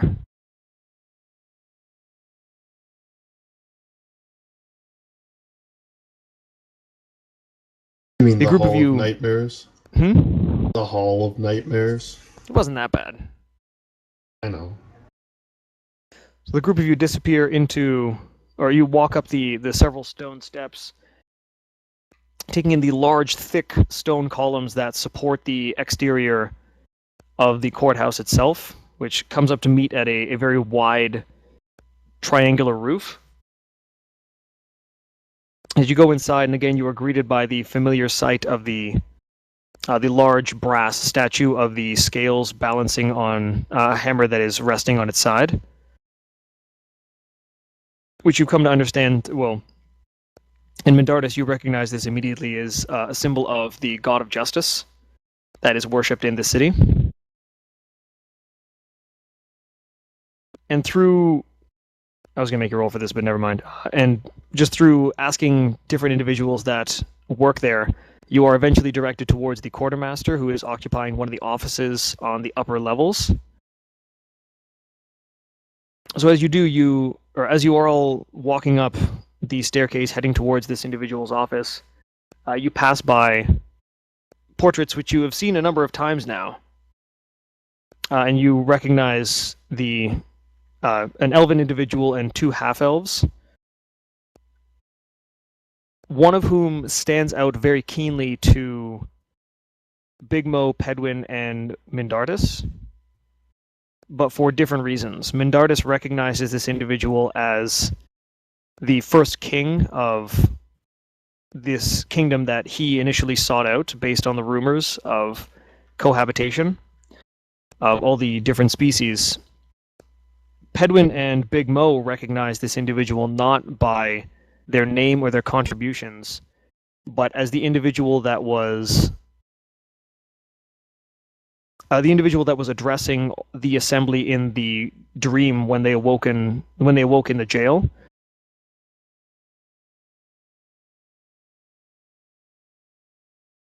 So when you guys were in jail, you had that very strange dream where you woke up in your office the way you normally would, and you were led by your cousin towards this assembly of nobles who were addressed by this individual that you happened to know at the time was the king. And you do recognize this portrait of that elven individual. Oh, so it's a portrait? There is a portrait of him, yes, and there are other portraits that also hang along the walls in this hallway.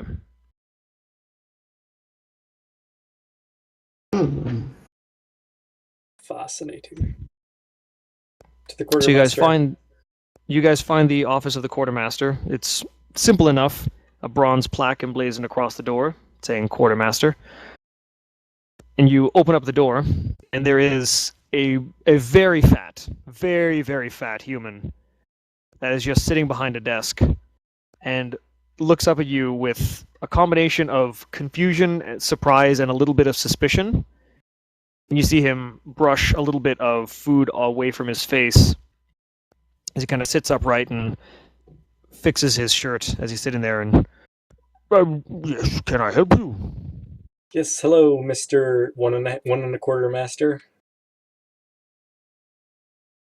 Wait a minute, I recognize you. Oh, you're the ones that are supposed to report to me. Well, what have you done? We burnt down a plant.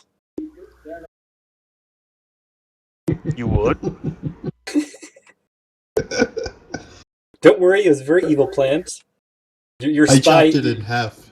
your spy here can attest to that. And I point at Mendardus. So, Mendardus, I will nod in agreement. you will nod in agreement towards everything? Yes. Very well. So, the group of you explain the situation and what happened As vaguely as possible. as vaguely as possible. And while this is going on, there is a guard that knocks on the office door and is beckoned to enter, and then has a brief exchange with the quartermaster himself, who seems to look at him, look at the group, nod his head. And he reaches into his desk and pulls out a very large and thick tome and slaps it down on the desk in front of him, opening it up, flipping through different pages, and you see him then reach for a quill sitting in an inkwell on his desk. And his large, bulbous, sausage-like fingers grip the rather thin and it's already pretty small and frail looking, but in this guy's big fat hands, it looks like it's just gonna break in 1,000 shards. But he managed to very delicately inscribe in this ledger a few lines that nobody manages to see. Unless someone's going to try and make a perception roll for it, but let me know if you're going to do that. Okay, make a perception check. I do it too. Certainly you can. Everybody make perception checks. Does my height give me advantage? No, it does not.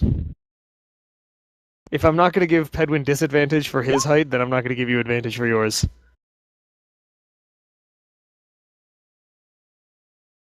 Okay, so as he's writing this down, Big Mo is trying to crane his neck to get a view, and I'm jumping up and down. Pedwin is jumping up and down trying to get some sight of what's being written in this ledger.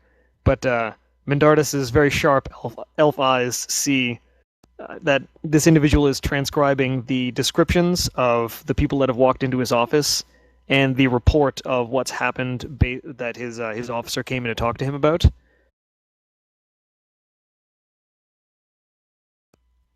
You can't tell exactly what he's writing, but you do get the sense that he is recording what has happened. And with that, he returns the quill to his inkwell and basically just levers the book shut, and it it slams shut with a dull thud. He says, "Very well. I've recorded this instance. Now, if we can get more like this, we may be well on your way to earning your freedom."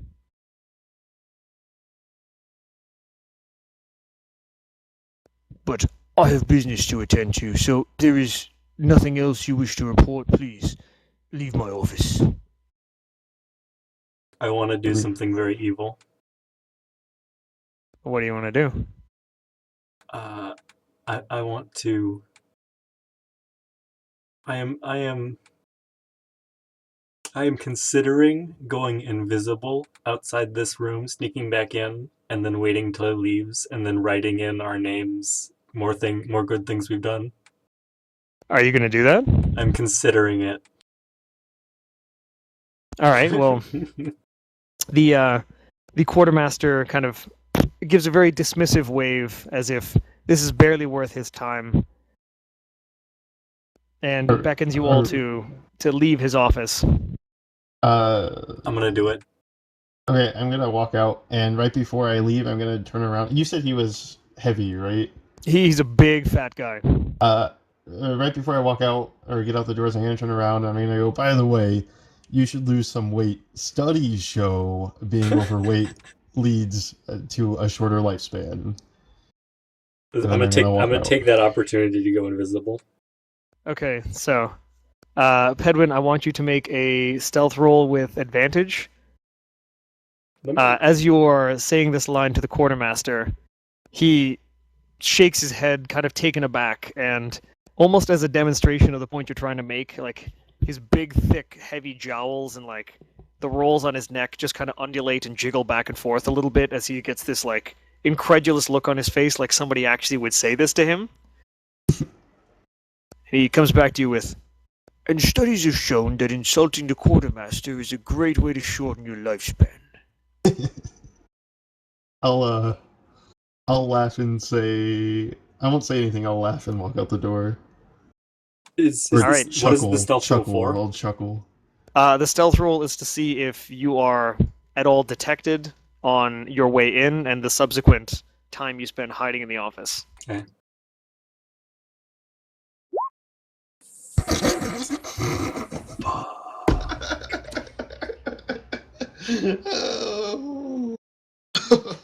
Okay, so I'm invisible. Okay. So everybody files out of the office, and over the course of the next, I'm going to say 20 minutes or so, Mindardus and Big Mo, you find ways to entertain yourselves. You're kind of wandering around the No, they don't the know hallways and I things didn't like tell that. them I'm doing this, so they have no idea where I am. Oh, that's true. Yes. So you know what? I need Mindardus and Big Mo to make perception checks.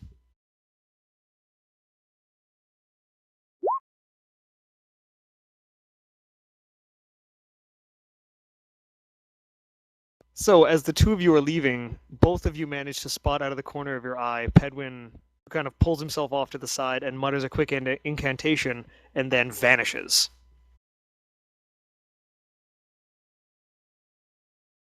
Now, neither of you know where he's going, but you certainly see him do this. Pedwin, as you enter the quartermaster's office, as soon as the door shuts, Is he gonna roll some sort of perception? He is gonna roll perception, but in a second. It's gonna be a 4. Okay, that's good to know. So he, wow, those turned out to be really fucking useful, didn't they? Yep. I was just remembering the 3. That was so funny to me. Alright, so... I don't remember what the 3 was for. It was. it was against, like, I think it was against either you or Mindardus. It was against Mindardus's Oh, right. It was against Mindartis's trying to reason his way out of the pod people thing. Yeah. Oh, you're right. So Joe turned out to be very convincing in his argument that Verdale is actually run by secret pod people that are evil and masquerading to be very nice. So you're in the Pedwin's in the quartermaster's office as he goes about his business, and you're now exposed to what this guy is like when there's nobody else there, and he is farting repeatedly and just Oh, God. just scratching different parts of his body, like from balls to like face back to balls. And at one point he actually gets up, but his stomach is so large that it bumps into the table. And the table itself then jostles and the inkwell flips and actually spills onto Pedwin. It turns Oh. invisible. Because But everything the I ink have is then invisible. very quickly fades. Everything I wear is invisible. Yep. So the ink then hits you and like runs along your form and then vanishes. And all of this escapes the notice of the quartermaster, who rolled a 4. And he's confused for a moment and then picks up the inkwell that kind of bounced at a weird angle, and he's surprised that it wound it up where it was. And you hear him muttering to himself about having to deal with babysitting these foreigners. And there is a knock at the door, or knock at his office door, which he then has an exasperated sigh and gets up and opens the door and says, "What is it?" And the guard that is on the open door that suddenly swings open, and he gets this question thrown in his face, seems taken aback for a moment, and then thrusts out a small bundle of paper from his hands towards the quartermaster. The reports of lizard folk activity. I hate to say it, sir, but it seems like they're becoming more aggressive. Perhaps there's more that we need to do. To which the quartermaster responds, There's very little that we can do at this point. Our resources are stretched thin as it is, and with these reports, and he motions to some of the papers on his table, about the increase in bandit activity now that half of our guard force is trying to stop these raids of the lizards. We're stretched thin as it is. What is it you think I can do? I am but one man. the guard, kind of taken aback by the all of a sudden candid outburst from his seemingly frustrated boss, just shrugs and doesn't have anything to offer aside from an encouraging word about, that if they keep working at it, eventually they'll find a solution. And he finishes up with a quote that you can tell is not something that he thought up, but he definitely knows it because he can repeat it very, very quickly. And he says, Well, you remember, sir, there is nothing gained without some sacrifice. The quartermaster then waves dismissively again and snatches the bundle of paper out of his hands and says, Oh, enough of that nonsense. Please, leave me. And that guard opens the door and walks out, leaving the door wide open, as the quartermaster sits back down in his chair, which creaks and groans underneath the strain of this guy's rather rotund form. You said it's been like 20 minutes, right? Yeah, it's been about half an hour. Okay. I'm gonna wait it out a little longer. You hear a kind of gurgle that is coming from the stomach of the quartermaster, and he gets up and waddles off into what you can only assume is the privy. And currently the office is empty. I'm gonna take a look at the ledger that he wrote in before for us. So you, with your keen mind, you can remember where he keeps this ledger. So you open up the drawer and you put the book out, and it's pretty heavy. It's like a almost 10 pounds worth of book that you got, and you push it up onto the table and you open up the pages and start flipping through until you find one that seems to be about as far through the book as you would expect. And you start reading through some of the reports that are written. You find the section that makes reference to what are called the accused, and then a brief description of yourself, Big Mo.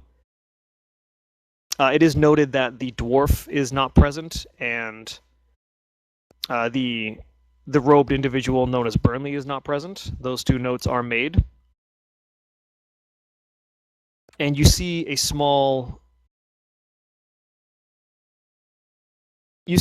mark made. It looks somewhat like a check mark. And there is a series of blank regions on the page that are of a similar kind of shape that would apparently fit more descriptions of events occurring over the course of the day. Do I think I could forge an entry? Do you have any experience forging things? Nope. All right, let's see. What could we make this? I want to analyze the general layout of the page and Okay. just insert something logical. Then I'll have you make an investigation check.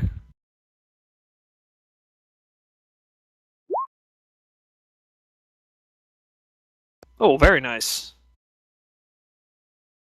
Well, you see that there is a pretty straightforward structure to the reports themselves. It lists the date and time. It lists the individuals involved. It has a brief description of the events. And then there are a few notes jotted down as far as reactions to this. So underneath your entry, you see the phrase "upholding sentence." And as another note is, behavior is questionable but within tolerable limits. What's more is you are looking at other reports, and you read one that... Actually, sorry, you read one from yesterday, one from the day before, and then at the very, very top of the page is from 3 days ago, all of which entail reports of bodies that have been either found, or there are indications that somebody was attacked in various regions of the city called the Towns. There are no suspects, and the only evidence that is left at the scene appears to be blood spatters and claw marks. Spooky. And a note made after each of these to put more resources, or to request more resources from the orb holder regarding furthering the investigations of, or sorry, doubling up on the patrols during the nighttime in the Towns. I want to make a fake entry saying, me and Big Mo helped an old lady across the street. Okay. Let's see. This is either going to be... You have tinkering for dexterity, right? Yep. Okay, make a dexterity tinkering roll.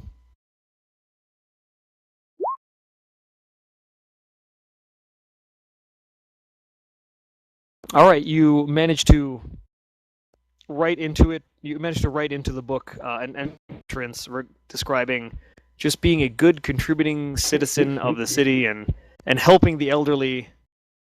And you listened to her extremely long-winded story about her grandchildren that don't visit her. And any other details you'd like to throw in there? That's good. I'm gonna hightail it out of there. So you're gonna leave the book out on the desk? Yeah. Okay. I'm gonna mess up the page though, so it's not where I left it. All right. So you flip through a few of the pages, and this whole time you've heard all sorts of horrifying noises coming out of the nearby privy. Oh god. And the smell is starting to hit you a little bit, so you just bail out and you get out of that room. You don't even wait around to see what the result is going to be. You're just out. I'm gonna go looking for my buddies. Okay, so Big Mo and Mindardus. It is over the course of the 45 minutes to an hour or so since you saw Pedwin disappear. What have you guys done? How long did Well- you say he was in there? What was that? How long did you say he was in there? It's just under an hour, Okay. and you are currently inside the courtroom building. Are there any stores around? So you're going to leave the courthouse? Actually, no. I'm gonna go to the bar or the tavern because I think I'll find Holg. Or Holg and I are gonna drink in the tavern. Okay, you actually bump into Holg on the way out. He, Boff, and Aya were waiting outside. Oh, actually, sorry, he and Aya were waiting outside the courthouse. Boff was currently nowhere to be seen. And you motion in the direction of drinking, and Holg doesn't do or say anything. He simply nods, and then the two of you head towards the tavern. Nice. Mindardus, you have an hour. What are you doing? I'm gonna sit on the steps of the courthouse and just rest. And I'd All like right. to. I'd like to arm wrestle Holg. Okay. So, Mindardus takes a seat on the steps of the courthouse, and you see the human that you recognize as Morris Armstrong, but you've heard a number of people call him Big Mo. You see him and the half-orc that you now know is named Holg. The two don't say anything. There's some grunting and a communal understanding that the consumption of alcohol is what's going to happen now, and the two of them head off, leaving you alone with the red-headed woman. I ask her name. She turns to you and smiles sweetly, and her eyes are a kind of deep, almost like ocean blue, so just like slight hints of green, but a relatively dark colored blue. And her hair is just a shock of red, very, very bright, with thin twinges of like orange and a little bit of blonde that kind of give it almost an iridescent kind of quality. The leather armor of her body is quite tight to the form, but you can see that like and the clothing underneath it, like everything is cut to complement her form. And she, in a very soft and soothing voice, tells you her name is Aya. Hello, Aya. Hello. Some very nice armor you have there. Oh god. This isn't gonna turn into a swoop panda thing, is it? She smiles again, and what appears to be a very mild hint of blush shows up on her face. And she says, "Thank you. It's a trap. I like your friend." And motions to. Does your cat have a name? Yes, his name was Cat. Ah, okay. She nods at it and says, "Straight and to the point. I like it."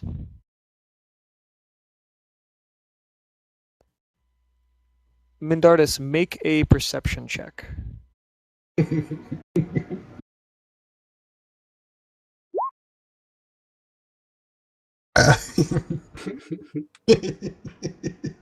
You don't notice anything unusual about Aya.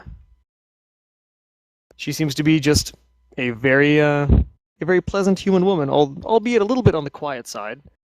But she then starts to engage you in conversation. And she asks, "So, how did you get mixed up with these idiots?" I was actually the lead juror for their trial. Oh. A juror. So are you someone of significance or importance in the city? Not particularly. Oh. I tend to keep to myself most of the time. Well, that I suppose I can understand. And the two of you share a brief but pleasant conversation. Is there anything in particular you wanted to ask her about? No, not at this point. And as time passes and roughly 45, 50 minutes go by, Pedwin, you can tell that your spell, you've just left the office of the quartermaster, you can tell your spell's going to wear off shortly. What are you going to do? I'm gonna go looking for my peeps. All right, so you head down the staircase, passing by some of the other portraits, and you down past the bronze statue of the Scales of Justice, catching a couple of eyes of guards that you recognize from when you were incarcerated in this building, and they seem to just stare at you, kind of glaring a little bit. I'm still invisible. Oh, this is before your spell is faded. So they don't do a damn thing. They don't notice your presence at all. And you stroll right outside the building. And as you get out there, you see Aya and the elf you've come to know as Mindardus sitting on the steps having a conversation. Mindardus' cat is futilely trying to catch a bird while all this is going on. Do I observe this conversation? You do observe this conversation. It seems relatively mundane, no juicy details from what you can tell so far. But it's a pleasant conversation nonetheless. You do notice Aya doesn't talk about herself very much at all. I'm gonna pop up in between them and say, so what's next? So, Mindardus, you are taken aback as a small pink-haired gnome just bursts back into visibility and pops the question of what's going on now to in between you and Aya. And the two of you kind of jump with a start for a moment. I say, where's your other, or shall we go find your big friend? Sounds good. I agree. And the three of you get up and head in the direction you last saw Morris and Holg going. Don't forget, I want to arm wrestle Holg when the time comes. Buff, because nobody knows where he is. Okay. And Morris and Holg, you guys have pieced the fuck out.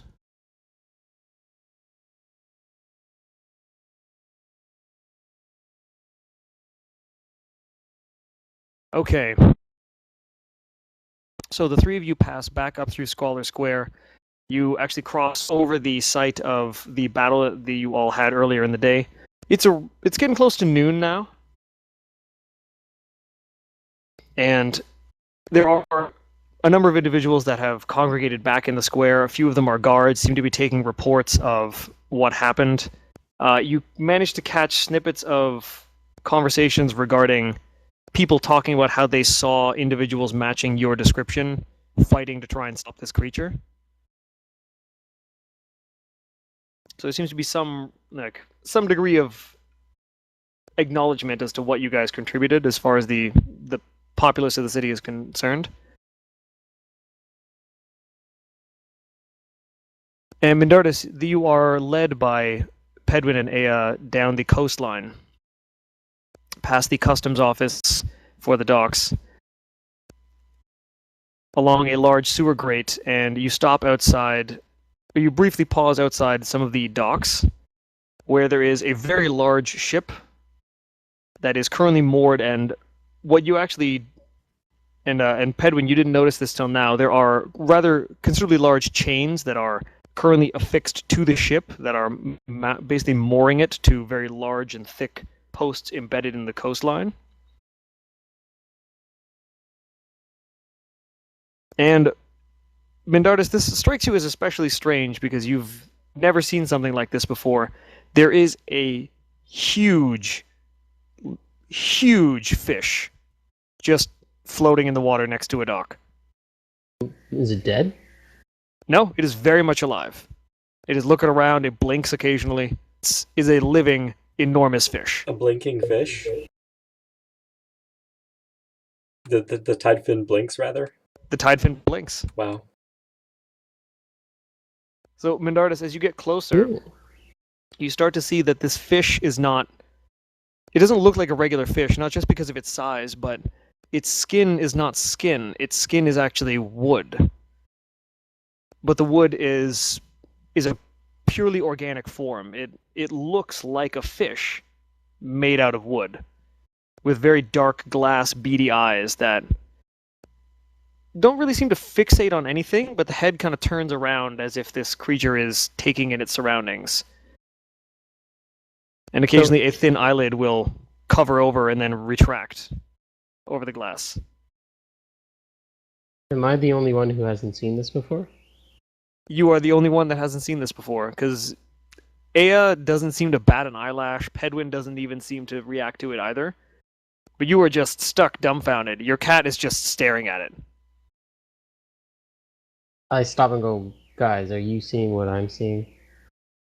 I look around the ocean. What's that? And I point at the fish. It's a fish. Aya at this point turns on a heel and says, that is Boff's creation. He brought us here in it. He calls it the Tidefin, I think. So wait, you actually rode inside that thing? Yes, I did. Not just myself, but Holg and that weird construct of Boff's. It's getting a little cramped now, but there's certainly room enough. Well, you'll have to give me a tour sometime. That I can do. And the group of you continue down, unless there's anything, did you want to investigate the ship further, or are you reasonably No. satisfied with that explanation? I'm satisfied now. All right. So the group of you continue to head down the coastline, noting that there are still regions of the city that are starting to crumble into the water a little bit, and despite the occasional repair crew that you do see that is trying to rebuild things, the overall progression of the damaged coastline of the city is that it is kind of crumbling and decaying.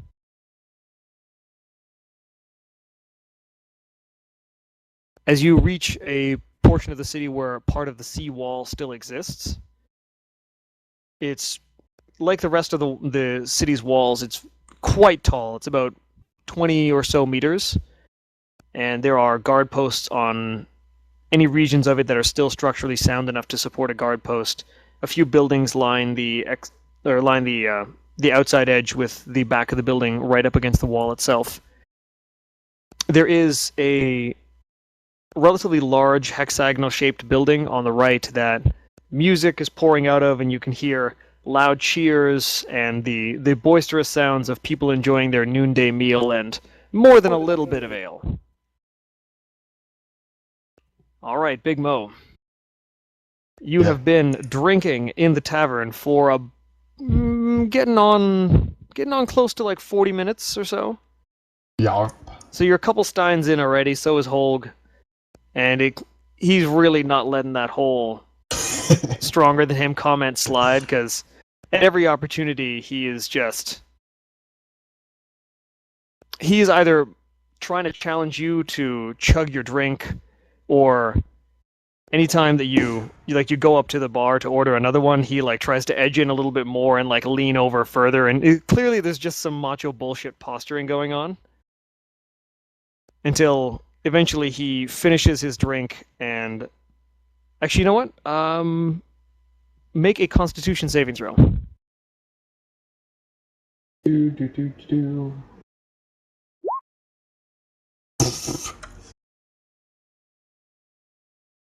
So as the two of you are pounding back your third stein of ale, Holg you can hear his breathing gets a little heavier, but he's able to keep going.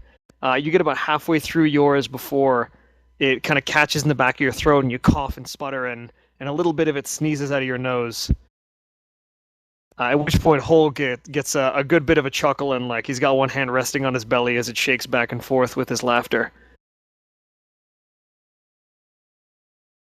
Okay. I arm wrestle him now. You bring your arm up and slam it down on the table and just stare down Holg. He looks at it and like he's been waiting for this, and he just chucks the tankard over the top of his shoulder. It bashes into the back of somebody's head. They don't know where it came from. And he brings his arm up, and the two of you start your arm wrestle. Alright, ready to see something interesting? You're going to have to make a strength check.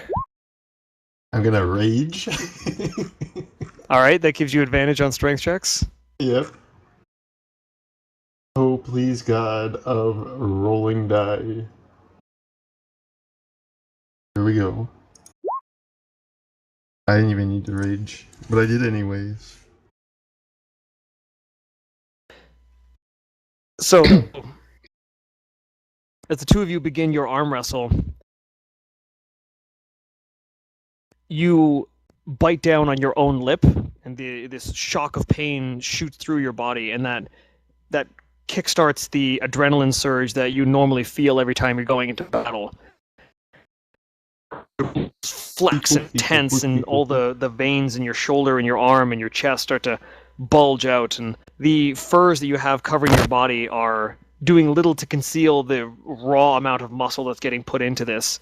And right off the bat, you've already started to push him down past the halfway mark. Let's make another strength check. Yeah. No. Oh. I hate these die. I should have prayed to the die gods again. You're continuing to try and push, and you want to press this advantage because you know you've got him on the ropes.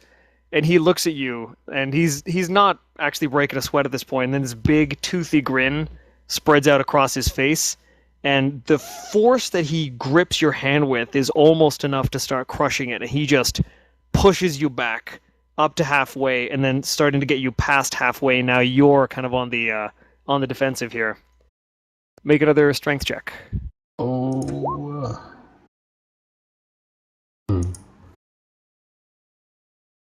Oh, wow, you rolled the same thing. All right, so you and Holg are duking it out, and you're nearly matching up, but Holg is making a little bit of progress, just a little bit and a little bit and a little bit, and he's really got you on the ropes now. You've only got a few centimeters before your hand is getting pushed down against the table. This is crunch time. Make one more strength check. Oh, here we go.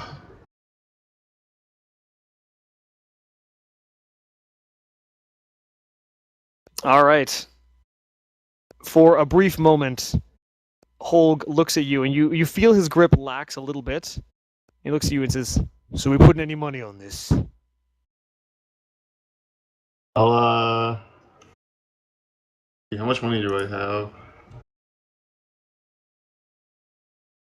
just want to keep in mind that, like, the outcome's been decided. He's trying to chide you into betting on this. I'm just gonna say 2 gold pieces. You see him. He scoffs at a moment. He scoffs for a moment. Says, 2 gold, and you pay for my drinks. All right. Wait.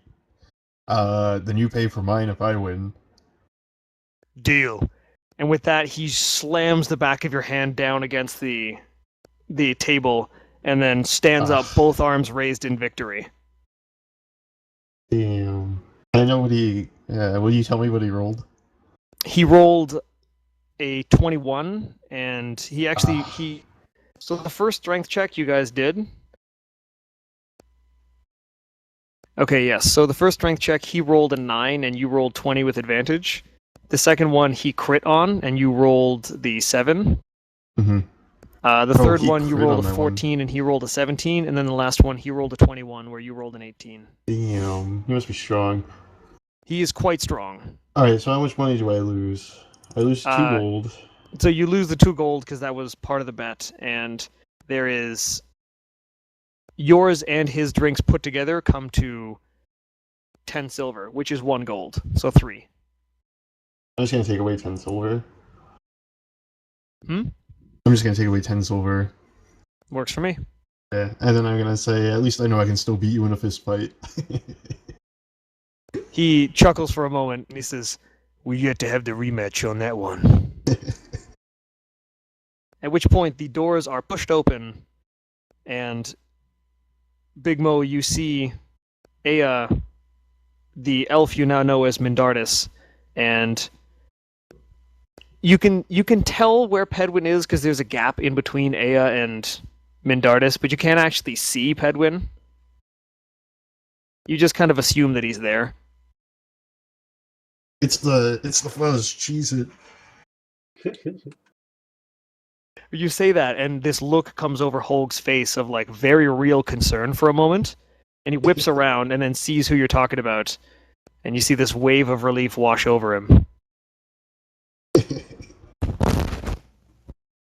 Can we cut it there? My eyes are starting to get droopy. Yeah, I want to end it here as well. So let's say that Aya, Pedwin, and Mindardus all sit down at the same table that Holg and Aya are, and we will call it there for the evening. Okay. I can't wait till I have an arm wrestling thing with Holg where we tie the entire way and just break the table. I'll put a cap on how many strength checks you can possibly have. I think you guys did 4 for this one. Yeah. Yeah, so I'll make the upper limit for all of these 5, and no matter what at the end, I'll sum all the scores and take the average, and that'll be how we decided if there's no clear winner by the end. Okay. Alrighty, well, thank you guys for joining me.